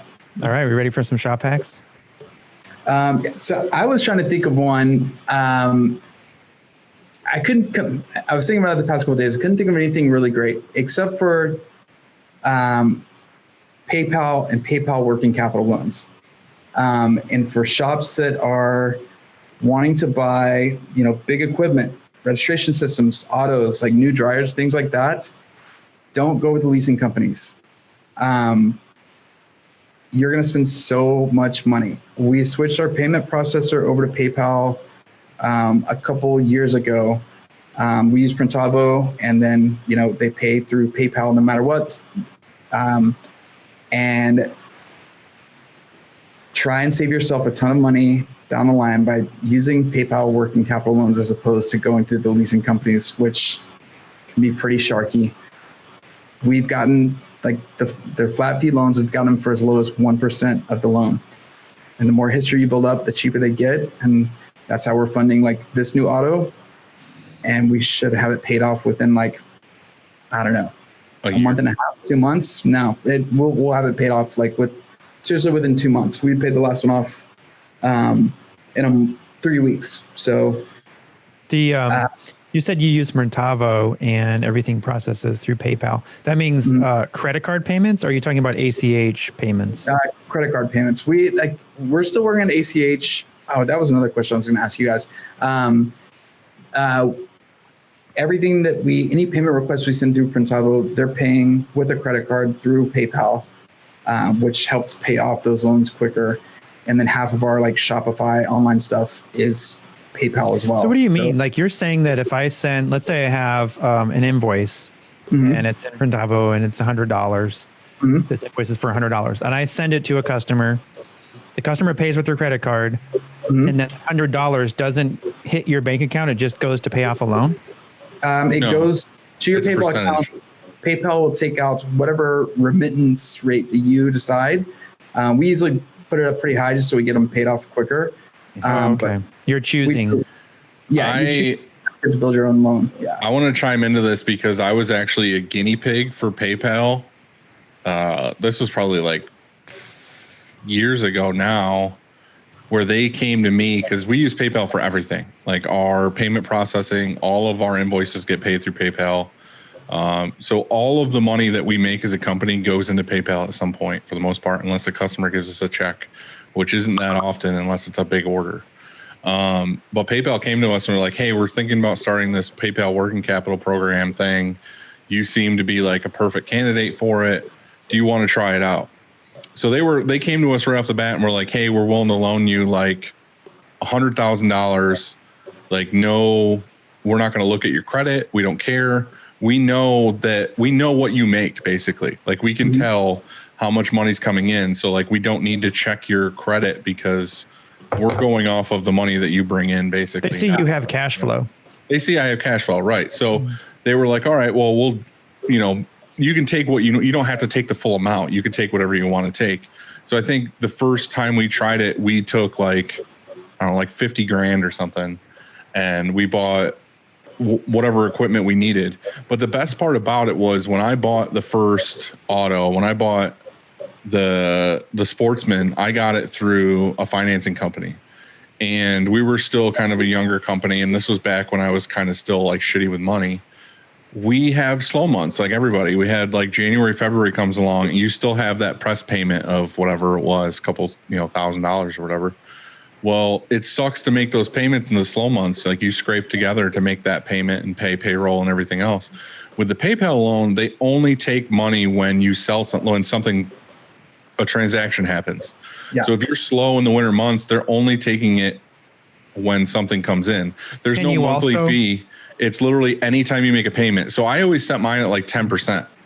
I figure that into my pricing. So every payment that comes in, say it's, $500 or whatever, $50 comes out or whatever it is. So like he was saying is that the nice thing about it is if I had a loan with a company, a bank or whatever, they'd be like, all right, it's a 5-year loan or a 10-year loan or whatever it is. With PayPal, if you set it at the lowest amount, like 10% or whatever it is, I literally can pay off like that, $100,000 within a year. And it's already figured into my pricing. If we're having a slow week, slow month, whatever. And for me, it's awesome because I don't love thinking about like payments and taxes and all this other stuff. Yeah. I'm like bad with bills. I don't have to think about a single thing because it automatically comes out and it's done and over with. And then when it's paid off, they're like, hey, you paid that off. Do you want more money now? And they just continuously every year I look at it as like, I have like $200,000 to play with every year if I want it. Yeah, that's how we move shops. I was anticipating paying double rent, so we took out a huge one just to cushion us during that time and helped out.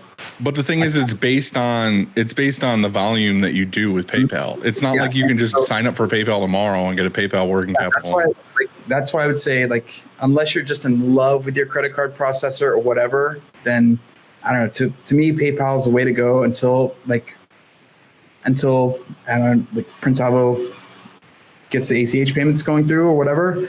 And the other good thing about PayPal, the funds are there for you like right then. Like we were using Stripe before. Stripe, you might wait a day or two, but like PayPal, it's there right then. Right. Say like if you're low in cash at any point and maybe you have a customer, like a net 30 customer that, or even if they're paying a deposit, but the shirts need to be ordered right then, and that money's not going to be in your account. So it's a huge order, and that money's not going to be in your account for like 2 or 3 days, but you still need to order the shirts, and maybe you don't have enough money to get that going. With PayPal, like the money's there instantly. So it's been great for us. Yeah, I love it. I've literally used it this entire time I've been in business, and I like it a lot. I mean, there's people all the time that are like, well, through my bank and through this thing, I get like this better interest, or not interest. I get this better card processing rate and all this other stuff. I'm like, I don't care. For me, it's the convenience of that dude paid right now. That money's in my account. I can order whatever I want to order with it. And then at the end of the day, it is what it is. Like,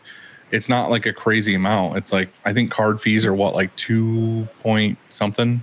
Yeah. And what opened my eyes was like going and getting I started getting the buyout quotes for some of the equipment we're leasing right now. And like we could save like $6,000 by paying it off today. And I was like, oh my God, like, why didn't we just pay for this outright with like one of those loans? And we're even going to go back and use like a loan to pay off to like to buy us out of some of the leases too. So, I would say if you need a loan and you're using PayPal, it's a good way to go, but like, you don't need to use it all the time and at the max amount. But I mean, you are paying for it. It's not like free money, but like it is a good option for sure. Like I agree with you on that. We've used it a couple times for sure. Yeah. Try and avoid the leasing companies as much as possible. If you can do it, try and avoid it. What was the other question I was going to ask you guys? I totally forgot. Something about ACH payments. Yeah. So here recently, we've had so many customers switch to using Bill.com to pay for invoices. And it's kind of thrown us off a little bit. Maybe it's because we are using Printavo, but like the Bill.com invoices will either be paid by check or like directly wired to your bank account. And it's not instant at all. Like we'll be waiting on a check for a deposit for like a week sometimes. So it's not as automated as what we're used to, like with our normal payments through PayPal or through Printavo. Have you guys dealt with any customers using Bill.com yet? I haven't. Me neither. I prefer personally though, like I wish I could get rid of the credit card. We have a credit card terminal, like a machine at our front counter. we, like you, we send out a link to pay online. And I spend so much money on fees, and so when somebody pays with a check or cash or ACH, it's awesome. And so I'll wait. In other words, like if you're telling me that you'll pay the credit card right now, or I can wait 3 days or 5 days for a check, I'll wait. I don't want to lose a 2% or 3%. Are you paying a bunch of fees to have that machine at the place? The credit card terminal? Yeah. No, I bought it a long time ago. It's a chip reader, everything, whatever. I think there's two ways to do it. You can lease it, like you just said. You can lease that from the processor, or you can buy it and own the equipment. I think the reason why we do that is, I don't know, for you, it probably doesn't make sense because most of your customers are paying online with links and stuff like that. Right. We have so many people that come in our shop and they have a credit card in their hand. And if we just chip it right there, it's called qualified. You know what I mean? It's a qualified rate. And so we can do the exact same thing with PayPal. It's just virtual terminal. And they give you a chip reader too. And then you just swipe a card and it goes right in, or you can hand type it in. I had it with Square, the same thing. And so as long as you have that card present, then you're going to pay less. It's instead of the key in, which is the highest it goes. Right. Unless if it's a business, sometimes they're reward cards. Then you end up like us, the retailer, are paying for those rewards, and so if it's a business, a lot of times they're really high rewards, and so I don't know. Justin, are you using a PayPal debit card? No. Have you looked into that at all yet? No, but I should. I have two of them. So two PayPal debit cards. Well, the thing is that and this is a long story we don't have to get into, but I have two connected to my same PayPal account, and that's the card I use for everything. Because I don't transfer my money from PayPal to my bank account other than for payroll and taxes. Like everything stays in PayPal. So when I buy shirts or supplies or whatever, I'm using my PayPal debit card. But we've talked about this before, like rewards and all this other stuff. That PayPal debit card has a 1.5% cash back on like every transaction. So I'm at the end of every month, I'm getting 1.5% of everything I bought with that card, like all the shirts, all the gas, I literally buy everything with those cards. So I'm getting like a good chunk of change back at the end of every month.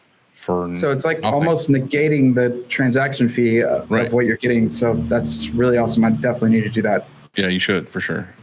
And make sure when you call them, be like, it says 1%, but if you call and say like, I was referred, I don't say you're referred, but like tell them that Dylan sent you and Dylan said, I have to get $50. But that's what I did one time. They were like, oh, we'd love to, we see that you've worked with us for 12 years and you're a great customer or whatever. We'll give you like 1.5% cash back. So instead of the 1, but it's just nice. It's like, it's like free money, like over $1,000 or more a month they give you back on the first of every month. And then I just spend that money on whatever the fuck I want to spend it on because it's just free money. Red Baron Pizza. At that point. Yeah, Red Baron Pizza and Gold Peak. All right, quick takes. It is time. And I texted them to you. Yep. You want me to go first? Yeah, sure. What is your go-to beverage? Mine is clean, like sparkling yerba mates. You hear that, Andy? He likes yerba mate. Yeah. Did you hear how he said it? That's what correctly. Yerba mate. That's right. All right. Best recent read. I'm still working on it, but the Fix This Next book, I can't remember the guy's name, but the Profit First guy. Oh yeah, Mike Michalowicz. Yeah. Is it good? It is good. It still talks a lot about Profit First, which I should have read first. I know all about it, but it is still very useful. He's got some good insight. Yeah. Plus, he's a crazy guy. He is. What are you listening to right now, music-wise? Well, unfortunately, the car that I just got a 87 Bronco 2 that does not have a CD player in it. So it's just been the radio lately, unfortunately. But what would you pick? Like if you had Spotify or something at the shop, what would you? What have I been like? Other than that, I mean, I still do just listen to the 80s, 90s country. I say that's like what I'm listening to on a daily basis. That's awesome. Me too. Well, for me, it's the Bee Gees, of course. Next question is, what advice would you give your 20-year-old self?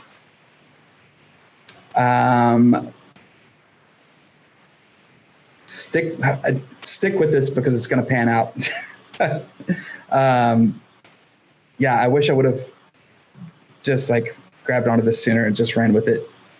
But I learned a lot along the way. So, but yeah, just stick with it. That's good. What's the most Austin thing that you do? I don't know. I guess go to live shows. I was going to say that. I was going to say have bands playing all over. Yeah, I guess that would be the thing. We're very like music centered. So I think that is our way of playing into it. Yeah. What would you say is the best lesson that running your shop has taught you? Patience, which I still have very little of. How to deal with so many different personalities and just knowing how to work with people. I think that's the biggest thing. Everybody's different and just play to the strengths. Yeah. I mean, you said it earlier that, it resonated with me because I wasn't very good at managing people at the beginning, either. And so I messed it up a bunch of times and figured it out along the way and still mess it up, because everybody's different, and so what I think works sometimes doesn't. And so still learning and, managing people is pretty tough. So yeah, patience is a good one. What would you be doing if you weren't printing shirts? I ask myself this all the time. I thought when I was younger, I was going to be a rock star, and that was part of it. That didn't pan out, obviously. I don't know. From doing a lot of this, I think I would do something in marketing. I have a lot of fun doing that. It's results driven. You get to see exactly what's going on. I don't know. I think I would do something with marketing. That's cool. It's a good answer. And I think you do a great job with marketing. And that kind of leads to the next question is how can people find you? Our Instagram, FSG Prints, or the website's just findsouthern.com. Are you the one who runs the Instagram? I very rarely. It gives me so much anxiety now. Well, how am I going to contact you directly to talk shit then? So hit my personal, and anybody can hit my personal as well. It's just at Jeems, Jeems. You can find me there. There's so much stuff that comes through the shop. Instagram now that we don't even see it all on the feed. When you guys reached out, somebody sent me a screenshot of the message because I hardly see anything now. So it was Geems? Jeems. Jeems. I'm adding you right now. Yeah, we kind of we parsed it out to probably 6 different people in the shop. So retail team or if production wants to shoot stories of shirts we're putting in the back. Everybody kind of just has a hand in it. Yeah. Just followed you too. Gotcha. Okay, we're both in there now. You are two followers greater. A lot of people, it's hard to run Instagram. If you're going to run it consistently and on a daily basis, I'm terrible at it.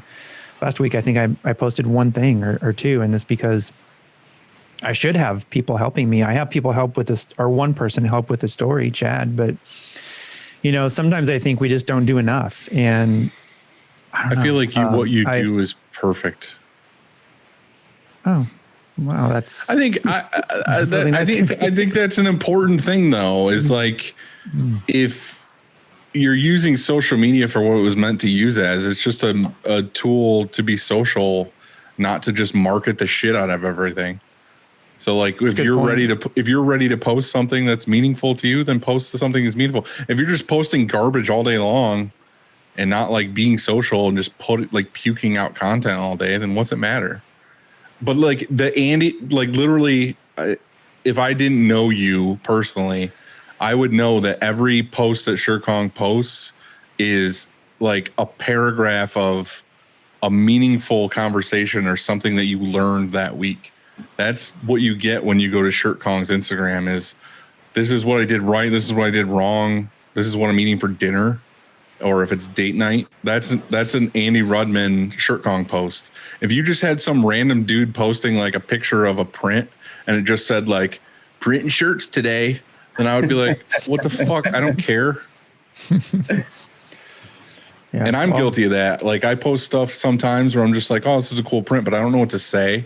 And then the very next post I see is from Andy and it's super heartfelt. And I'm like, I'm a piece of shit. I don't know. I think that those are important posts too. I mean, if you've got if you just printed something that looks really cool and you take a picture of it and post it, sometimes that's enough. I mean, no, I know, but I'm saying from you're a perfect example of you're using it to voice your opinion and talk about the industry or whatever you're doing.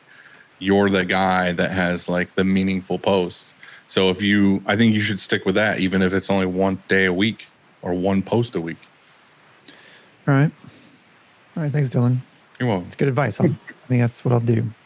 Okay. All right. We got another question. One more. Hit him. What's for dinner?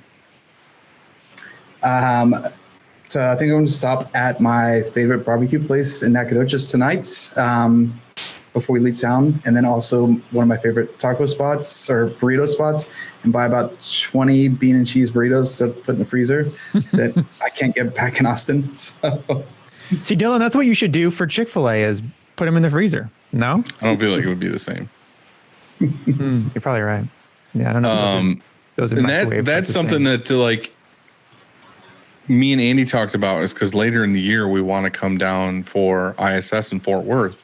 And I was like, I don't care what we do. I just want to eat a fuckload of barbecue. Like, so is that like your go-to food down there is like barbecue or? It's whatever somebody brings me, honestly, at the shop every day lately.